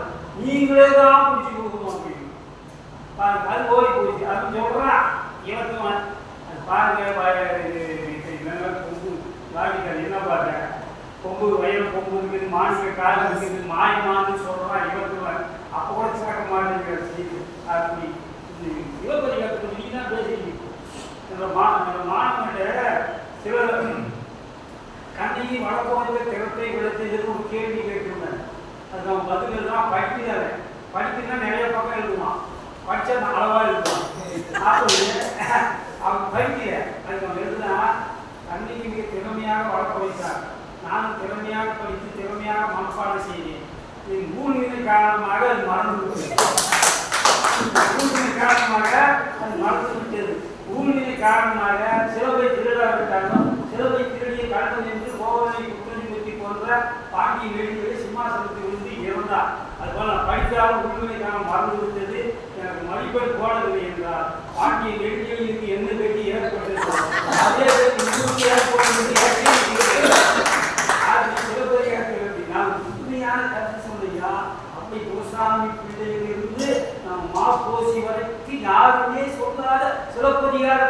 வழியிலே தெரியலன்னு வச்சுக்கலாம். அப்படி ஒரு கருத்து சொல்லு. கண்ணகி கேட்கிறா, பேச நேரம்.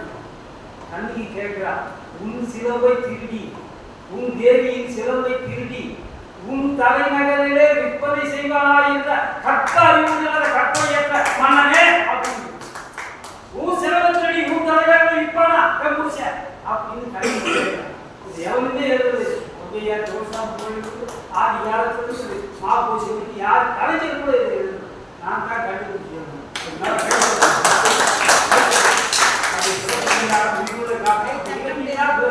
நீ இலக்கணம் பேசுறீங்களா? நீங்க தான் இலக்கணம் பேசு. உங்களுக்கு அப்ப எழுதி முடியாதியா? சரி பேசு பேசு. ஜானி அம்மா ரொம்ப நல்ல அறிவு செஞ்சது. நூறு மாட்டீங்களா? நல்ல அருமையான நூறு மாட்டீங்க. எல்லாம் நூறு வாங்கினவே இல்லையா? நூறு வாங்கினா படிக்கணும். பாத்தீங்களா? படிச்சு நல்லா கருத்து சொல்லணும். சொல் நல்லது. என்று உள்ள தென்தமிழ் என்று காம்பனம் உன்னை பாராட்டிவிட்டான். யாமறிந்த மொழிகளிலே தமிழ் மொழி தான் சிறந்த மொழி என்று பாரதியும் பாராட்டிவிட்டார். தமிழுக்கு அமுதென்று பேர் அந்த தமிழர்கள் உயிருக்கு நேர் என்று பாரதிதாசனும் பாராட்டிவிட்டார். உன்னை எப்படி அழைப்பேனோ என்னவென்று அழைப்பேனோ, உண்மையை சொல்லட்டுமா உள்ளதை சொல்லட்டுமா என் அன்னை தமிழே, என் நாவில் கலந்தவளே, என்னை வளர்ப்பவளே, எண்ணில் வளர்ப்பவளே, உன் புகழ் பாட பிறப்பெடுத்தேன், சொல்லி விளையாட சொல்லை தேர்ந்தெடுத்தேன். என் உள்ள தமிழே, என் அன்னை தமிழே, என் உயிரினும் மேலான தமிழே என்று தமிழுக்கு முதல் வணக்கத்தை கூறி இங்கே இருக்கின்ற ஆண்டோர்கள் சான்றோர்கள் அனைவருக்கும் என்னுடைய வணக்கத்தை வாழ்த்துக்களை தெரிவித்துக் கொள்கிறேன். நடுவரை நீங்க ஸ்பெஷல் இன்னைக்கு கொஞ்சம் கண்ணுக்கு மையிட்ட காதலி தங்கள் கண்ணத்தில் முத்தமிட்ட காரணத்தால் மட்டமை வேறியார் பார்த்துவிடக் கூடாது என்பதற்காக கண்ணத்தை வட்டமாக வேறியிட்டு இன்று வரை மையிட்டு காத்துக் கொண்டிருக்கும் மரியாதைக்கு மதிப்புக்குரிய நடுவர் அவர்களே, கண்டிப்பா சொல்லுங்க. நல்லா இருக்கு. இது உங்களை பார்த்த உடனே தோன்றாங்க விதை இல்லையா? ஐயா, நிறைய பேர் ரொம்ப பிபி சுகர்லாம் வர மாதிரி ரொம்ப பேசிட்டாங்க. நம்ம கொஞ்சம் ஆறுதலா நிதானமா பேசுறோம் அப்படின்னு. இலக்கணம்னா என்ன? முதல்ல மொழியை புரிய வைக்கணும். முதல்ல மொழியை புரிய வைக்காம எப்படி ரசிக்க வைக்க முடியும்? நாங்களும் புரிய வைக்கிறதுக்கான போராடிட்டு இருக்கோம். வகுப்பறையில இன்னைக்கு எவ்வளவு பிரச்சனைகள் நடந்துட்டு இருக்கு. இப்போ பாருங்க, ஒரு தமிழ் ஆசிரியர் இலக்கணத்தை நடத்துறார். காலம், 3 காலம், அதாவது இறந்த காலம், நிகழ்காலம், எதிர்காலம் நடத்துறார். பையன் கேட்கிறார், ஐயா நேற்று வந்தேன், இன்று வருகிறேன், நாளை வருவேன், என்ன காலம்? பையனை கேட்டா பையன் சொல்றான், எங்களுக்குலாம் இது போதாத காலம் அப்படின்னு சொல்றான். அந்த கை கட்டிய 4 பேருக்கு நன்றி. பேசுற நமக்கும் பணம் தர மாட்டாங்க, நான் கூட கொடுக்க வேண்டாம். ஆனா பாராட்டுகளும் வாழ்த்துக்களும் தருவாங்க. நம்பி வந்ததே பாராட்டுகளுக்கு நன்றி. அடுத்ததாக கம்பராமாயணத்தை பற்றிலாம் பேசினாங்க. கம்பர் எழுதிய கம்பராமாயணம் இன்றும் நினைத்து நிற்பதற்கு காரணம் கம்பரும் ஒரு சிறந்த இலக்கண நூல் ஆசிரியர் என்பதை மறந்துவிடக்கூடாது. இலக்கணம் தெரியாதவன் கவிதை எழுதலாம், இலக்கணம் தெரியாதவன் கவிதை எழுதலாம். ஆனால் காலம் தாண்டி நிற்கும் காவியம் படைக்க முடியாது. அதுதான் நீ சொல்ல வந்திருக்கோம். அடுத்தது தொல்காப்பியம். தொல்காப்பியம் முதல் இலக்கண நூல். தொல்காப்பியம் முதல் நூல் இலக்கண நூல். ஆனால் அதற்கு முன்னதாகவே 4-5 சிறிய நூல்கள் வந்து இருக்கிற இடம் தெரியாமல் காணாமல் போய்விட்டது. அதற்கு பிறகுதான் தமிழுக்கு இலக்கணம் எவ்வளவு முக்கியம் என்பதை தெரிந்து கொண்டு தொல்காப்பியர் 5 ஆண்டுகள் 50 நாட்கள் இந்த இலக்கண நூலை எழுதினார். எனக்கு கொடுத்துருக்கு 5 நிமிஷம் இலக்கணத்தை பேசணும். தொல்காப்பியர் எழுதுறதுக்கே 5 ஆண்டுகளுக்கு மேல ஆச்சு. எனக்கு கொடுத்த 5 நிமிஷத்துல என்னையா பேச முடியும்? அடுத்தது பாருங்க, இப்போ குறில் நெடி வாழ்க்கையில் ரொம்ப ரொம்ப முக்கியம். இன்னைக்கு இலக்கணத்துல பாத்தீங்கன்னா ஒரே ஒரு கால் கொஞ்சம் வாழ்க்கையை போயிருக்கு இல்லையா? இப்போ கால் கழிக்கிறது அப்படின்னு சொல்ற இடத்துல கல் கழிக்கிறது சொன்னா மருத்துவ வர புத்தகம் தாங்க பாரு. அந்த மாதிரி தமிழை வந்து நம்ம செய்ய எழுதணுமா இல்லையா? அடுத்தது விகிலே முக்கியமோ இல்லையோ, கமா முக்கியம். அம்மா கேட்கிறாங்க போன்ல, பா சாப்பிட்டியாப்பா, சோறு சாப்பிட்டியா, இட்லி சாப்பிட்டியா கேட்கிறாங்க. பையன் சொல்றான், அம்மா சாப்பிட்டு. ஆபத்துல அம்மாவே மாட்டிக்கிட்டான். கேட்கிறார், அம்மாவையா சாப்பிட்டாய்? அம்மாவுக்கு சாப்பிட்டேன். நடுவில் ஒரு காற்புள்ளி முக்கியம் ஐயா. அந்த கமா முக்கியமா இல்லையா? இலக்கணம் என்பது ஒவ்வொரு எழுத்தும் ஒவ்வொரு சொல்லும்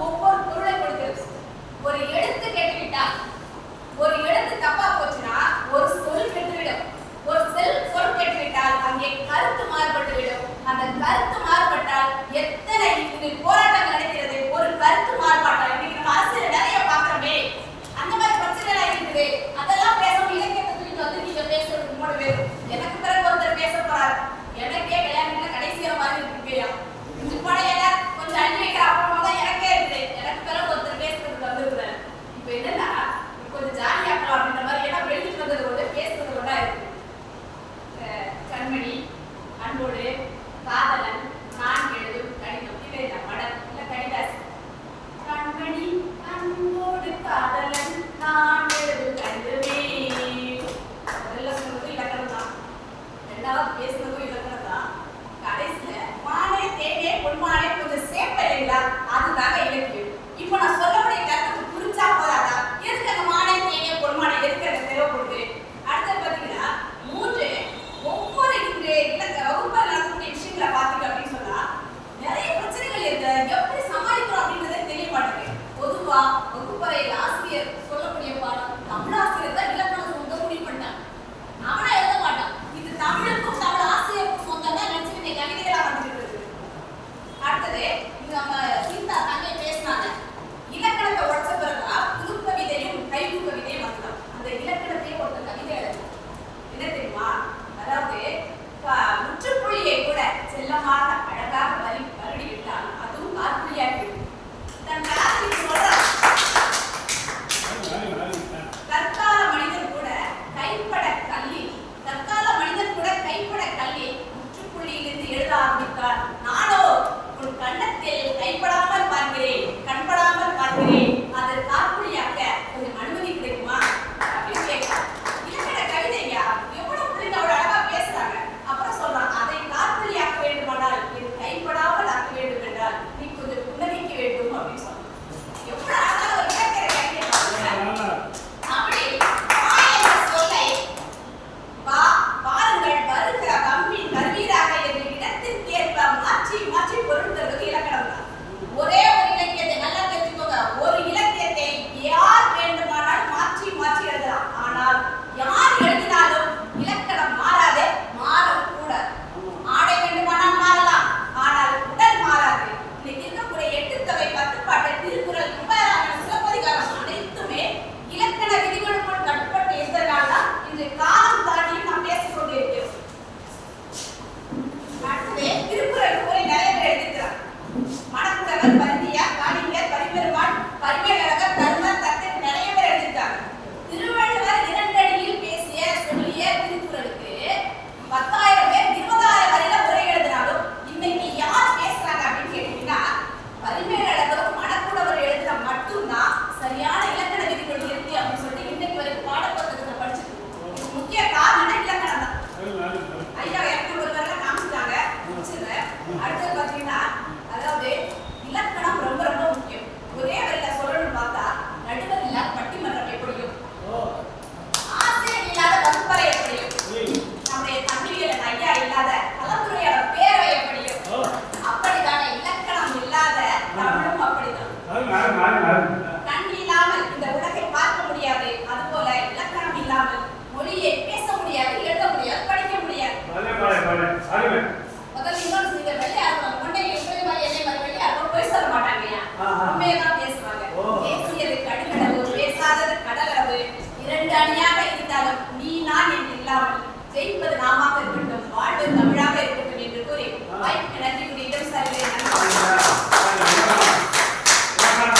ரொம்ப அருமையா செல்வியா பேசி முடிச்சுட்டாங்க. ஒரு வாத்தியருக்கு ஹெட்மாஸ்டர் ப்ரொமோஷன் கிடைக்கல. அவர் ஒரு தமிழ் வாத்தியர் போய் சொன்னார், தமிழையா எனக்கு ப்ரொமோஷன் கிடைக்கல, நான் கணக்கில் வந்து சாவ போறேன் அப்படின்னா. கேட்டா அப்படியெல்லாம் சொன்னாங்க. இன்னும் என்ன தமிழையா கிணத்தீர்னு சொல்லுங்க.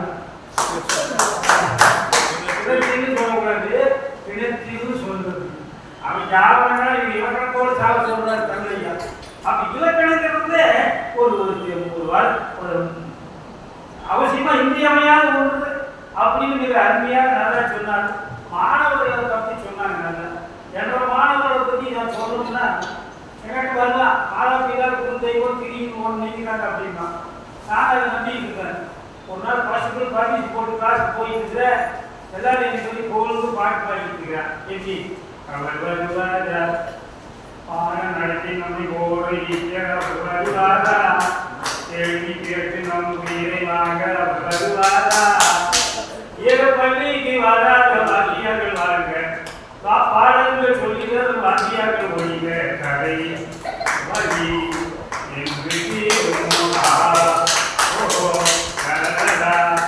என்று தமிழைய சொல்லிதான் இலக்கண விளக்கம் விளக்கண பண்ண 2 மாதிரி மாற்றம். இந்த நேரம் ரோட்டி வருவார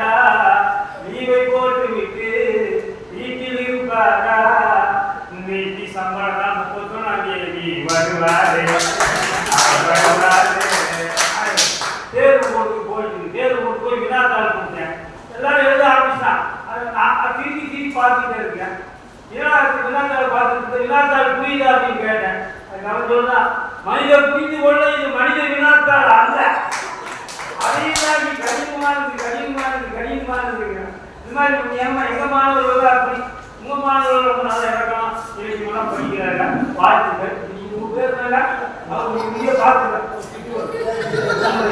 குமரி ராஜன் ஒரு மாதிரி இளவரசிப்போ இலக்கியமா பலே பாடியா குமரிக்கலாம் ராஜா இல்ல, கன்னியாகுமரிக்கு ராஜா. கன்னியாகுமரியா?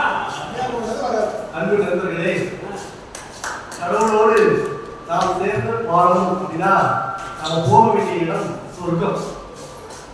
நண்பர்களே, அதே கடவுள் நம்மோடு சேர்ந்து வாழணும் அப்படின்னா அவர் வர வேண்டிய இடம் கேரளம். அப்படிப்பட்ட அனைவரையும் சந்திப்பதில் மிக்க மகிழ்ச்சி. பொதுவாக அந்த கடைசி பேசுறதுல ரொம்ப கஷ்டம். நாளைக்கு ரொம்ப கிளியரா சொல்றாங்க. ஏன்னா ஆல்ரெடி பாதி பேர் சாப்பிட்டு போயிடுவாங்க, பாதி பேர் சாப்பிடறதுக்கு போயிடுவாங்க. மிச்சம் இருக்கவங்களை வச்சு நம்ம ரொம்ப குறைவான நேரத்துல பேசி முடிக்கணும். இப்ப அதுதான் எங்களுக்கு இருக்கக்கூடிய மிக ஒரு துன்பமான வேலை. அது மட்டும் இல்லை, இவங்களுடைய பேச்சு எல்லாம் பார்த்தா ரொம்ப பயமாயிடுச்சு. ஏற்கனவே நமக்கு இலக்கணம் கொஞ்சம் தொடர்பு இல்லாததுதான். இவங்க வருஷம் கட்டி அடிச்சுட பார்த்தா எனக்கெல்லாம் மூச்சே முட்டிடுச்சு. அப்போ ரொம்ப பயந்து பாரதி கிட்ட போய் கேட்டேன், பாரதியாரே தயவு செய்து என்னை காப்பாத்துங்க அப்படின்னு. ஏன் அப்படின்னா இதே மாதிரியான சூழ்நிலையை பாரதியார் இதற்கு முன்னாடி ஒரு தடவை கடந்து வந்திருக்காரு. பாண்டிச்சேரியில ஒரு ஐயங்காருடைய வீட்டுல அவர் இருக்கிறாரு. அந்த ஐயங்காருடைய வீட்டுல அவர் இருக்கும்போது அந்த ஐயங்கார் போலீஸ் நெருக்கடி காரணமாக அவர் அந்த வீட்டை விட்டு மாற சொல்றாங்க. அப்ப அந்த மாறும் போது அவருக்கு மனம் குறையுது. அந்த வீட்டை விட்டு மாறுவதற்கான மறுபடியும் அவருக்கு கிடைக்கல. இப்ப அவர் காளிகிட்ட போறாரு. காளிகிட்ட போய் முறையிடுறார். கேட்டது நீ பெற்றிடுவாய், ஐயமில்லை, கேடில்லை, தெய்வம் உண்டு, வெற்றியும் உண்டு. ஓம் நமச்சிவாய என நவில்வாய் நெஞ்சே, எதற்கும் நீ உலகத்திலே பயனொன்றும் இல்லை. முன்னர் நமது இச்சையினால் பிறந்தோர் இல்லை, முதலிறுதி இடை நம்வசம் இல்லை அப்படிங்கிறார். அன்பு நண்பர்களே, நம்ம கையில எதுவுமே இல்லை. நடக்கக்கூடிய காரியம் நல்லபடியாகவே நடக்கும். நீ தைரியமா போ அப்படின்னு இதே வழியில தான் நம்முடைய கலந்துரையாடல் பேரவையும் இனியும் அடுத்தடுத்த கட்டங்களுக்கு பல நாடுகளுக்கு பயணிக்கும் அப்படின்னு சொன்னா அதுல எந்தவித மாற்று கருத்தும் கிடையாது. அதே மாதிரி சங்க இலக்கியம் அற்புதமாக உங்களுக்கு பல கருத்துக்களை சொல்லி கொடுத்துச்சு. ஆனா நீங்க அதையெல்லாம் விட்டுக்கிட்டு எதுக்காக இந்த யாப்பு காப்பு இதை மட்டும் பிடிச்சிருக்கீங்க அப்படிங்கிறத எனக்கு புரியல. யானை வெட்டுபவன் யானை பெருமை, குறும்பூல் வெட்டுவன் பெருங்கை வருமே அப்படின்னு சொன்னாங்க. அதாவது நீங்க சின்ன பட்டாம்பூச்சியை தேடி போனீங்கன்னா உங்களுக்கு அது கிடைக்காம போறதுக்கான வாய்ப்புகள் கூட இருக்கு. அதே சமயம் உங்களுடைய இலக்கு எப்போதும் யானைகளை தேடுவதாகவே இருக்கட்டும். யானை உங்களுக்கு எளிதாக கிடைக்கும் அப்படின்னு எங்களுடைய சந்தேகத்தை எங்களுக்கு போச்சு. அது எங்களுக்கு இயக்கமாக இருக்குது. அது மட்டுமா, யானை கூட பேசும்போது ரொம்ப கோபப்பட்டாங்க. அது என்ன துணை எடுத்து அங்கிருந்து இங்க விழுந்துருச்சு, அது என்ன கார் புள்ளி இப்படி புள்ளி ஆயிடுச்சு, காதல் புள்ளி ஆயிடுச்சு, கமாவ் ஆயிடுச்சு. அது அந்த ஆசிரியர் இல்லையா, அதோட மாணவர்கள் உள்ள அக்கறை அப்படின்னு நம்ம எடுத்துக்கிட்டாலும் அந்த எடுத்து பிள்ளைய எங்களால் பிள்ளையாக எடுக்க முடியல. காரணம் வாழ்க்கையே பெரிய பிரச்சனையா இருக்குது. ராமன் ஒரு சில சூழ்ச்சிகளை காட்டுக்கு போறான். சிலப்பதிகாரம் இலக்கியமே வாழ்க்கையின் மாற்றத்தின் காரணமாக மாறுது. அது உங்க பிள்ளைகளை எங்களால் பொருட்டாக எடுத்துக்கொள்ள முடியவில்லை அப்படின்னா நடுவர்களே ஒண்ணுமில்லை. அந்த கம்பராமாயணத்துல அற்புதமான ஒரு வரி வரும். அந்த வரியில ராமனை எல்லாரும் கொண்டாடுவாங்க. என்ன வரி அப்படின்னு பாத்தீங்க அப்படின்னா, அந்த ராமன் நாளைக்கு பதவியேற்பு விழா, பதவியேற்பு விழாவுக்கு அவர் தயாராக இருக்கிறார். அப்போ அவங்களுடைய சித்தி கைவியை வந்து சொல்றாங்க, ராம நீ வந்து காட்டுக்கு போகணும். நடுவர்களே மனசுல வச்சுக்கோங்க, அதுவே நம்ம சிவாஜி மாதிரிப்பட்ட தம்பியா இருந்தா அப்படி சொன்ன சித்தியை என்ன பண்ணிருப்பா நீங்க நினைக்கிறீங்க? தூக்கி உடனே உள்ள வைக்கணும். ஆனா ராமன் அப்பவும் என்ன சொன்னாரு? சித்தி சிரிச்சுக்கிட்டே சேற்றில் நலந்த செந்தாமரை போல சொன்னாரா? சித்தி நீங்க சொன்னா என்ன, அப்பா சொன்னா என்ன, நான் காட்டுக்கு போறேன்னு சொன்ன இலக்கியம் நடுவர்களே, இந்த இலக்கியம் கற்றுக் கொடுக்காத விஷயங்கள் இந்த இதுல உலகத்துல கிடையவே செய்யாது. தெய்வம் மனிதனாக வந்தது மகாபாரதத்துல. அதே மகாபாரதத்துல தான் மனிதனும் தெய்வமாக மாறலாம் அப்படிங்கிற விஷயம். கர்ணன் அம்பு படுக்கையில படுத்திருக்கா, தன்னுடைய இறுதி மூச்சை வாங்குறதுக்கு இருந்தார். ஆனா அந்த இறுதி மூச்சு அவனுக்கு இன்னும் போகல. அப்படி போகாத போது அந்த இடத்துல கர்ணன் வந்து அவர்கிட்ட அந்தனரா வந்து தர்மம் கேட்கிறார். அந்த இடம் யோசிச்சு பாருங்க. கர்ணன் தன்னுடைய உதிரத்தை எடுத்து தர்மம் கொடுக்கிறார். அவனுடைய கை மனிதனுடைய கை மேல்வேந்து இருக்கிறது, தெய்வத்தின் கை தாழ்ந்து இருக்கிறது. இது எத்தனை இலக்கியோ இத என்னுடைய கண்ணதாசன் அருமையான ஒரு வரிகளை சொல்லியிருப்பார். சென்றோற்று கடந்தீர்க்க சேராத இடம் சேர்ந்து வஞ்சத்தில் வீழ்ந்தாயடா கர்ணா. வஞ்சத்தில் வீழ்ந்த கர்ணா, ஆனா வஞ்சகன் கண்ணகடா.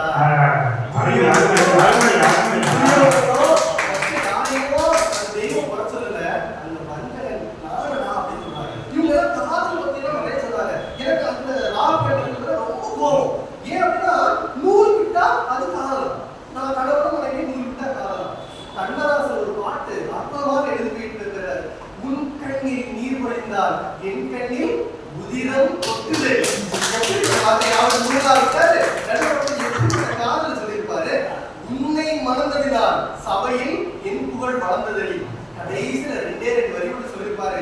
ஆலம் விழுதுபோல் 1000 உறவுகள் வந்தும் என்ன, அதில் வேறு என்ன நீ இருந்தாய், அதில் நான் வீழ்ந்து விடாது இருந்தேன். இதுல காதல் விட்டு நீங்க எந்த இலக்கியங்களை படிக்கிறீங்க அப்படிங்கிறது எனக்கு புரியல நடுவர்களே. ஒரே ஒரு விஷயத்தை மட்டும் சொல்லி முடிச்சுறேன். எங்களுடைய கண்ணதாசனோட நான் பேசிட்டேன். கவி பேரரசு வைரமுத்த பேசாம போட்டா அவர் கோபப்பட்டுவாருன்னு நினைக்கிறேன். ஒரு அற்புதமான பாட்டு, அற்புதமான ஒரு இலக்கியம். 4 வரி, நம்ம எல்லாருக்கும் தெரிஞ்ச வரி. ஒருவன் முதலாளி, உலகில் மக்கள் தொழிலாளி, இதுக்கு நிற்பவனே மாடி, அதை குடிப்பவன் அறிவாளி, பூமியை வெல்ல 1000 பேருக்கு பூப்பறிக்க கோடரிக்கிறதுக்கு பொன்னோ பொருளோ போர்ப்படம் இதற்கு ஆசை தோன்றால் அகிலவனுக்கு. சர்வர்களே சிறமையா ஒரு இலக்கியம் உங்களுக்கு சொல்லித்தர முடியும் வாழ்க்கையில. சின்ன பிள்ளைகளை இலக்கணம் உங்கள் மனிதனை வகைப்படுத்தும், ஆனால் இலக்கியம் மற்றும் தான் உங்களை ஒற்றுமைப்படுத்தும் அப்படிங்கிறத சொல்லிடுவோம். 2வது, தவறாக பேசுதல் என்பது இலக்கண பிழை. தவறாக பேசிவிட்டேன் என்பதே இலக்கியம் என்பதையும் இறுதிப்பட கூறி வாழ்வின் மொழியின் பிழை அகல திரட்ட இலக்கியங்கள் தான் முக்கிய காரணம் என்று கூறி வாய்ப்பளித்த அனைவருக்கும்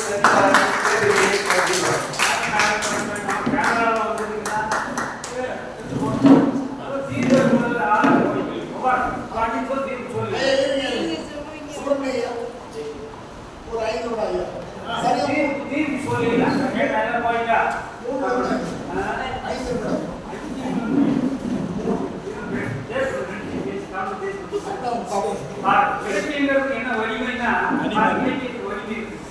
மண்ணும் பாரத ஒரு வீடு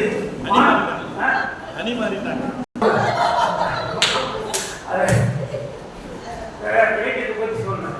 மண்ணும் பாரத ஒரு வீடு, மாண்டுரிமை கோடையடி, இன்னும் பம்பாய் வாசலடி, மைசூர் சொந்தன் வாணிப்படி, கன்னிக்குமரி குடியரை, காசி எந்தோர் பூசையரை, இன்னும் ஜெய்ப்பூர் பள்ளியரை, இந்திராமாக மாடியரை, போற்றும் திருச்சி கூடமணி, தீகா துளசி மாடமணி, ஏற்றும் காஷ்மீர் தோட்டமணி, ஏற்கனவே உணவு கூடமணி, மற்றும் உள்ள மாநிலங்கள், மனையில் உள்ள தனியறைகள், உற்றோர் 80 கோடி மக்கள், உறவாய் வாழ்வு சொல்லுவீடு, மலைவது கேரளம் மணமகளை, வங்க மாற்றிலை கைப்பிடிப்பார், தலைவட தமிழ்தாய் திறந்தபட, பஞ்சாப் தலைமை சீர்திருவான், அணிசூரிய அண்ணன் சூழ்ச்சி விட்ட, ஒடிசா நாட்டில் விளக்கெடுப்பார், அஸ்ஸாமில் தேதி உருந்து, அந்தமானில் மது உருந்து, இஸ்லாம் கிறிஸ்துவர் களியாட்டம், இந்திய மண்ணில் கொண்டாட்டம், சிந்து நதியில் தேர்ந்தெடுப்பு, சிம்லா மணியில் முதலிரவு, ஆந்திர நாட்டில் வரவேற்பு, அலகாபாத்தில் வளையாப்பு, போதும் குடும்பம் போவாரி, கொட்டில் ஆடும் குஜராத்தி, 3 கடல்களில் நீராட்டு, முடிமது வெட்டி தாராட்டு சொல்லலாம். இதான் ஒரு இலக்கியம். இந்த இலக்கியங்கிற இடத்த இலக்கணம் பிடிக்கவே முடியாது. புரியுதுங்களா? இலக்கணத்துல ஒருமைப்பாடு, உங்களுக்கு இலக்கணத்திலே ஒருமைப்பாடு சொல்றேன்னு என்கிட்ட சொன்னது வச்சுக்கா எல்லாம் போய் காஞ்சி போயிடுமா. அப்ப இலக்கணத்தினால ஒருமைப்பாடு வரல. இலக்கியங்கிறது கணவன், இலக்கணங்கிறது மனைவி. கணவன் சொன்னா கொச்சைக்காரன் நான் கொண்டாடிக்கிட்டேன், கண்ணு நான் செத்து போனா நீ என்ன பண்ணுவேன், நானும் போனதே செத்து போயிருந்தேன். ஜோசிக்காரன் அப்பவே சொன்னா செத்தாலும் சனியும் கூட அது இலக்கியத்தை இலக்கணம் விடாது. புரியுதா? இலக்கியத்தை இலக்கணம் விடாது. நீ கேட்க ஒரு கேள்வி கேட்க இலக்கணம் என்பது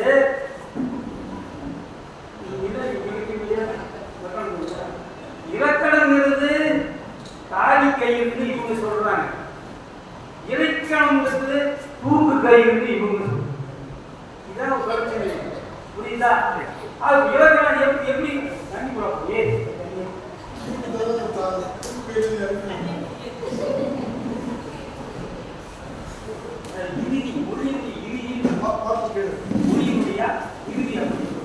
அதனால இப்போ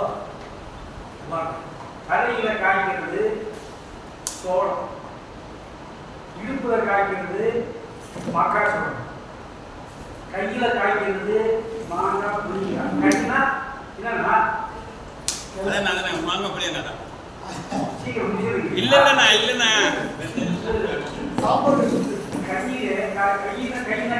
கையில காய்க்கிறது மாங்காய் புளிங்காய் கிளை முனிவு. காலில் காய்க்கிறது வண்டி வண்டி மழை வண்டி வண்டி மழை வண்டி. காலில் காய்க்கிறது வண்டி மழை. அப்புறம் பூக்கிறது ஒரு இடத்துல, காய்க்கிறது ஒரு இடத்துல. அது வேர்க்காடு. பூக்கிறது ஒரு இடத்துல, காய்க்கிறது ஒரு பூக்கும் காய்க்காது. அது கரும்பு பூக்கும் காய்க்காது. அது பூச்செடியெல்லாம் வச்சிருக்கிற அழகா இருக்குது. அது பூக்கும் காய்க்காது. காய்க்கும் பூக்காது. அது காய்க்கும் பூக்காது. அத்தி பலாரா பூக்கும் காய்க்காது. இப்ப பாரு, பூக்கும் காய்க்காது. ஒரே பூ ஒரு பூ ஒரு காய் தானே காய்க்கும். ஒரே பூ 100 காய் காய்க்கும். அது எது? ஒரே பூ 100 காய் காய்க்கும். அது எது? அதான் வாழைப்பூ. வாழைப்பூ என்ன ஒரு இலக்கணம் கேட்டா தெரிஞ்சு மனசுல பதிக்கணும். எல்லா பூவும் அழிஞ்சு பெருசா காய்க்கும். வாழைப்பூ அப்படி இல்லை. வாழைப்பூ சீக்கிரமா காய்ச்சிட்டே வரும். அந்த துணியில வாழைப்பூ இருந்துகிட்டே இருக்கும். அதுதான் இலக்கணம். புரியுதா? வாழைப்பூ சீக்கிரமா காய்ச்சிட்டே வரும். ஆனா பூ இருக்கும். வேற எந்த தாவரத்துக்கு இந்த தர்மம் கிடையாது. அதுபோல இலக்கியம் காட்சிக்கிட்டே இருக்கணும். ஆனா இலக்கணம் இருந்துகிட்டே இருக்கும். அப்படி இருந்தாக்க இலக்கணத்துக்கு அவ்வளவு மரியாதை இருக்கு. இலக்கணத்துக்கு அவ்வளவு மரியாதை. இலக்கணம் இல்லைன்னு சொன்னா வியாசருக்கு உயிர் இல்லை, வில்லி குத்தாருக்கு உயிர் இல்லை. மகாபாரதத்தை எடுத்தாங்க யார் எழுதுனா? ஏன் உட்கார்ந்தோ? பாடுவாங்க. நீ பாடுவாங்க கேட்டல உட்கார்ந்து. நீ பாடுவாங்க. நான் உட்கார்ந்தா. என்ன பேசிட்டு இலக்கணம் இல்லை என்றால் வியாசர் வாங்கி கடவுளிலே வியாசர் எழுதினானே மகாபாரதம், அவனுக்கு உயிர் கிடையாது. வில்லிபுத்திராளுக்கு உயிர் கிடையாது. என்னன்னா பாருங்க, கர்ணன் சாக கிடக்கிறான். புரியுமா கொலையுமா? அப்போ எத்தனை அம்பு அடிச்சாலும் அவன் சாகல. அவன் செத்தாதான் அந்த நாள் போர் முடியும். புரியுதா? சாகலாம் முடியாது. அது என்ன பண்ற? சும்மா கர்ணா நீ சும்மா நான் போய் அவன் செஞ்சு அவன் ஏன் அவன் எத்தனை அம்பு அடிச்சாலும் கர்ணன் சாக மாட்டான்னு மத்தியோட கேட்கிறான். அவன் செய்த தர்மங்கள் அனைத்தும் அவனை காக்குகின்றன. அவன் செய்த தர்மங்கள் அனைத்தும் அவனை காக்கின்றன. அவனால் அவன் உயிர் போகாது. அப்ப நான் சொல்லி கண்ணன் உள்ளத்தில் நல்ல உள்ள உலகால் என்பது வல்லவன் வகுத்தராமில் பாட்டு போராட்டு போய் வந்தர வழியத்தில் போராடு வழியத்துல கண்ணா என்னப்பா இது தெரியுமா ஐயரே உங்களுக்கு உங்கள்கிட்ட ஏதோ தானம் கேட்கலாம் வந்த ஐயோ இருப்பதை கேட்டுக்கிறா இருக்கிற நேரத்தில் இல்லை என்று சொன்னவாறு என் நிலைமையை உருவாக்காதீர்கள். என்னிடத்தில் இருப்பதை கேளுங்கள் கிருஷ்ணரே அந்தனதே அப்படிங்கிறார். அப்போ நீ செய்ய புண்ணிய அனைத்தையும் கொடுத்துருங்க. அவன் மகிழ்ச்சியாக இறப்பிலே இருக்கிறார். பிறப்பு போல வருகிறார்.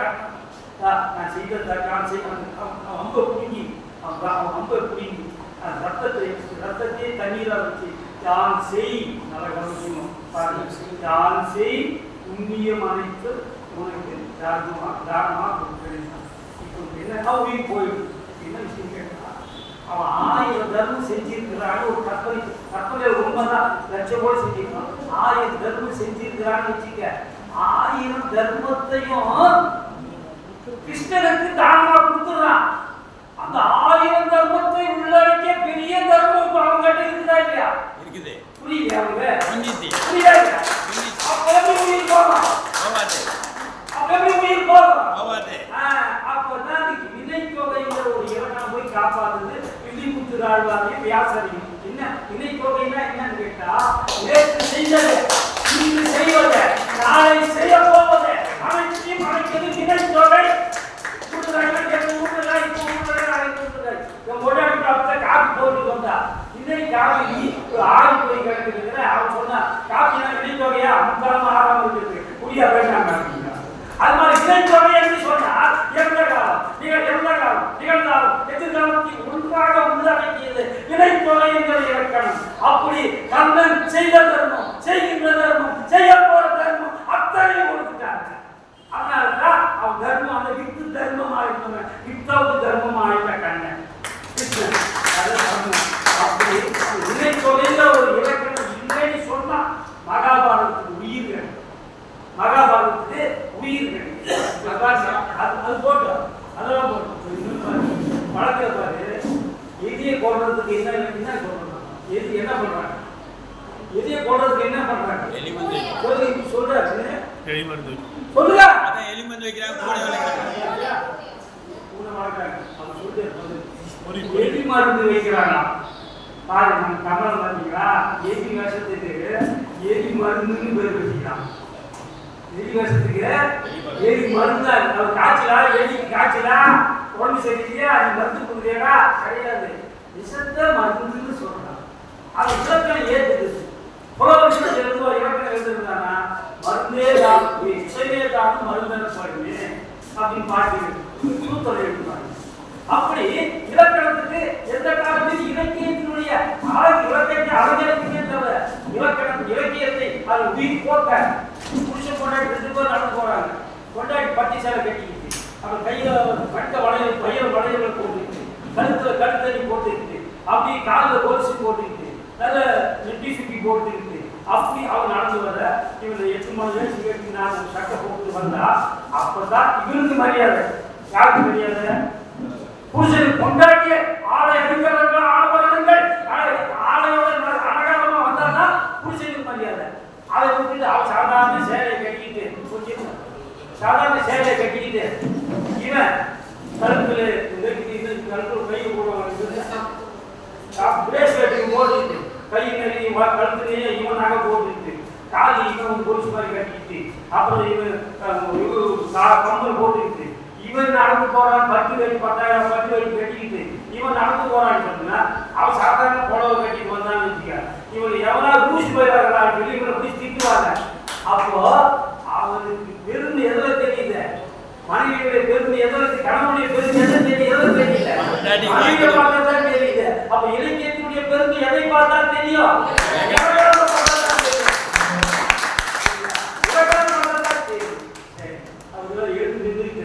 அதனால முடிக்கிறார் சீரருக்கு முடிக்கிறார். பழத்துக்கு பெரும்பெருமை, பழத்துக்கு பெரும்பெருமை, கொட்டைக்கு சிறுபெருமை. அது என்ன படம்?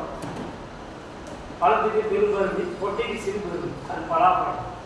கொட்டைக்கு பெரும்பெருமை, பழத்துக்கு சிறுபெருமை, அது என்ன படம்? கொட்டைக்கு பெரும்பெருமை, பழத்துக்கு கொட்டைக்கு பெரும்பெருமை, பழத்துக்கு சிறுபெருமை, அது என்ன படம்? முந்திரி படம்.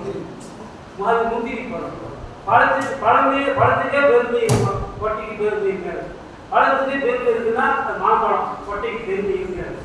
கொட்டைக்கு தான் பெருமை இருக்கும், பழத்துக்கு பெருமை இருக்காது. அது என்ன பழம்னா பாதாணி பழம். சரி, பழத்துக்கும் கொட்டைக்கும் சமமான மதிப்பு இருக்குன்னா அது எதிராக கேட்டா அது என்ன பழம்? அதான் கொய்யாப்பழம். கொய்யாப்பழத்துக்கு பழத்துக்கும் கொட்டைக்கு சம. நீ சீக்கிரட்டு செலவு நினைக்கூடாது பழத்துக்கு. அதனால இலக்கணத்துக்கும் இலக்கியத்துக்கும் சமமா பெருமை இருக்கிறதுனா மொழி, தமிழ் மொழி. சரி, அதெல்லாம் போட்டேன். இங்க கேரளாவில் ஒரு கவிதை மத்த என்ற பராத்தனை அது மத்தையை கண்டு முடிக்கும், பொண்ணு முடிக்கும், சிறக்கமுள்ள கற்ற ரட்சிக்கும், ரட்சி செய்வீர்கள் மற்ற சேர்ந்த மரியாதை அது ஒரு கவிதை ஊக்குவித்திருக்கிறது. அது இச்சந்த புலமையை படி முழுக்க எல்லாரும் வெளிப்படுத்துறது. அது எதுனா இலக்கியம்.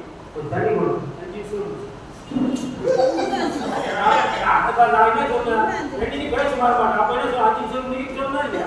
இப்போ 5 நிமிஷம்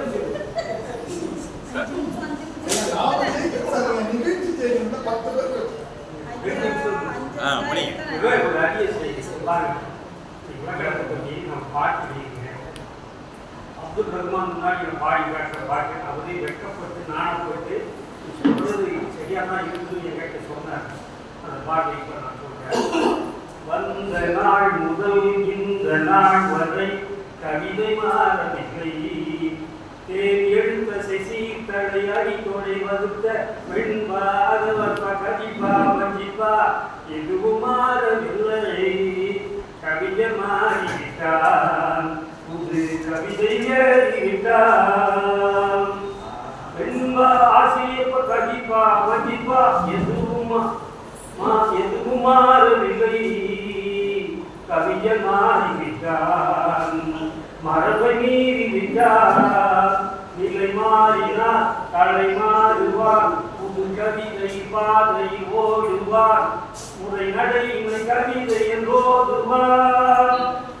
எதுகையும் மோனையும் இயற்கையை நீதி, இலக்கண தாழ்வுகள் கவிஞர் நீதி. பாட்டியில் கப்புலவன் படைத்ததை எல்லாம் பாதி கவிஞன் பிரித்து படைத்து உடைத்து விட்டானே. புதுக்கவியை படைத்து பேசி பாடி பாடி அப்துல் ரஹ்மான் எதிர்க்கல எல்லாருமே கை தட்டாங்க. அவருக்கு நான் எல்லாருமே கை தட்டாங்க. புது பாட்டு இல்லை பாட்டு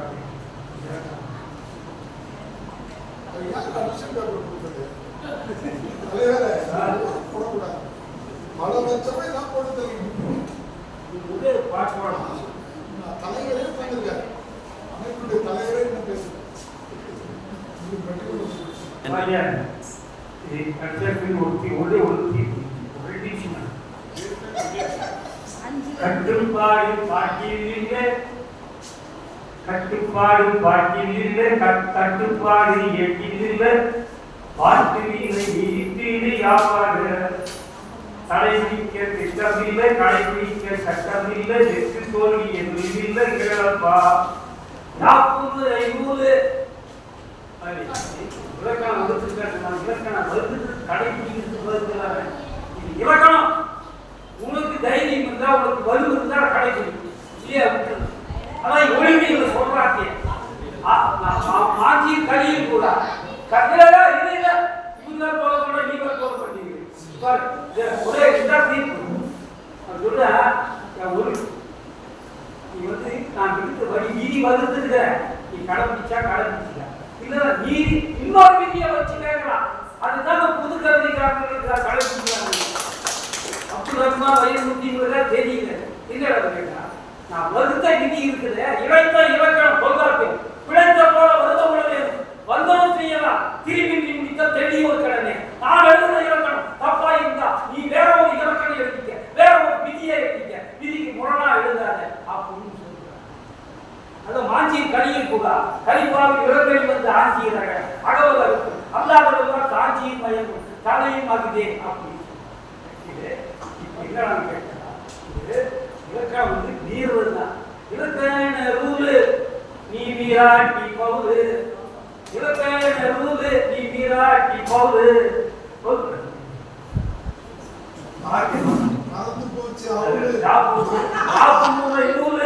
அது நீராட்டி பவுது.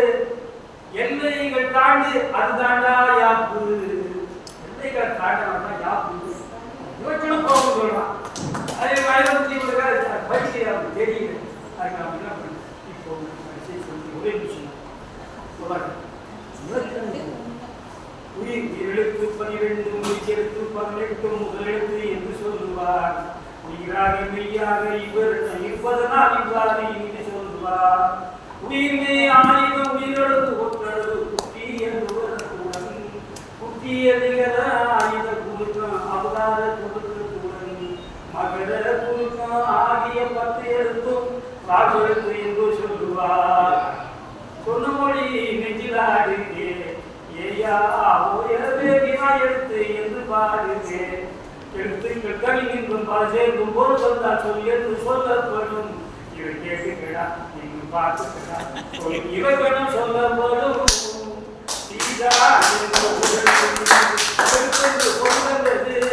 அது போல ஆய்வை கைக்கோ தனியெழுத்து போல் தந்தது. தனித்து நிகழ்த்து பொருள் தந்திட்டா ஓரெழுத்து ஒரு மொழியா. எழுத்துக்கள் சேர்ந்து பொருள் தந்திட்டா எழுத்து குளமொழியா. இடித்தொகையில் பல்லினும் மிகுந்துமா மிகுதொலைவு சார்ந்து கூடுமா. இடித்தொழில் இவ்வாணைகள் சென்று அண்ணா சொல்கிற எழுவாய் தொடர்ந்து வல்லினம் மிகுந்திடா. உலகு சிரித்தது என்பதை காட்டா. உண்மை தொகையில் மிகுந்திடாது காய்கறி என்பது வல்லினம் மிகுந்திடா.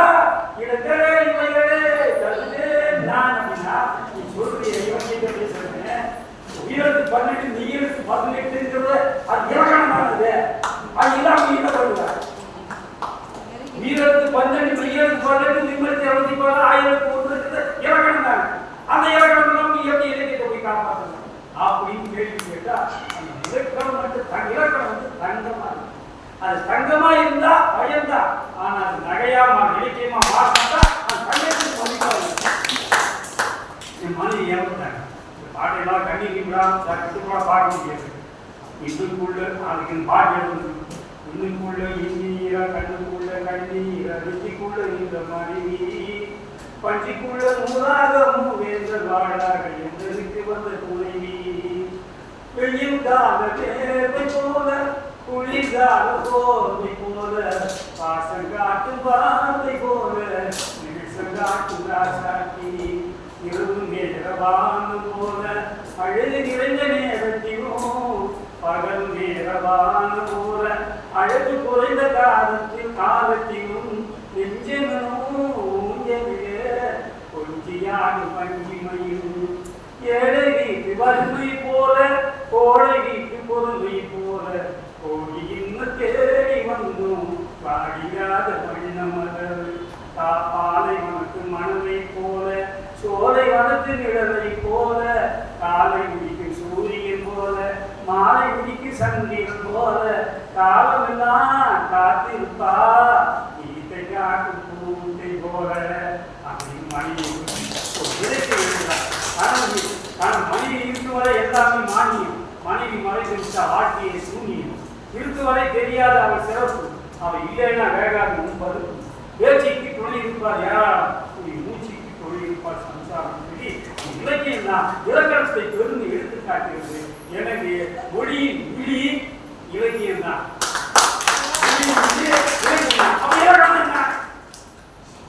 வேறு வேறு அடி மருத்துவடு வேறு மொழியின் விழி இலக்கியம்னா இலக்கணம் இமை இமை இமை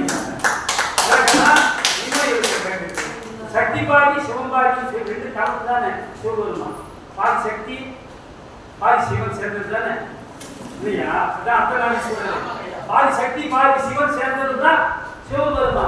அப்ப மீதி சக்தியும் மீதி சிவன் எங்க போய் சேர்ப்போம்? நம்ம கிட்ட இருக்கு. சொல்லுங்க எங்க இருக்கு? நம்ம எல்லாருக்கும் இருக்கு. அந்த பாதி இந்த ஆண்கள் எல்லாம் சிவன் பெண்கள் எல்லாம் சக்தி. அது போல இலக்கணம் எல்லாம் ஆண்கள் இலக்கியம் எல்லாம் பெண்கள். 2 எழுந்திருந்தால் இலக்கியத்துக்கு தான் யாவும் பூவே யாவதும் கேடி இருக்கிற அந்த வழியா தமிழ் சொல்லி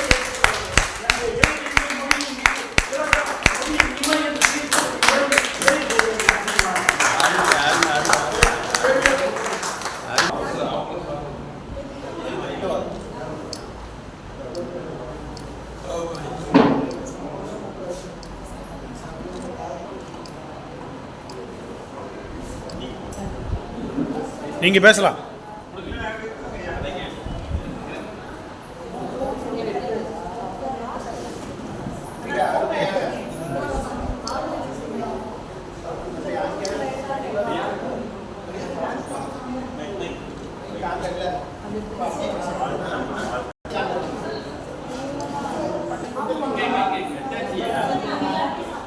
எடுத்தாச்சு.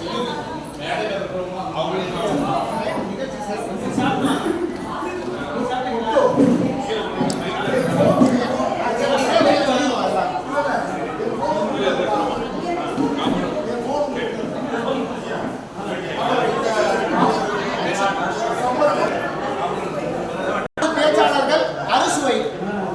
ஐயாவை சேர்த்து 7 பேர் சேர்த்தாலும் 7 ஸ்வரம். அவ்வளவுதான். பாப்பா நிற்கிறேன் எழுது. சாரி பண்ணு.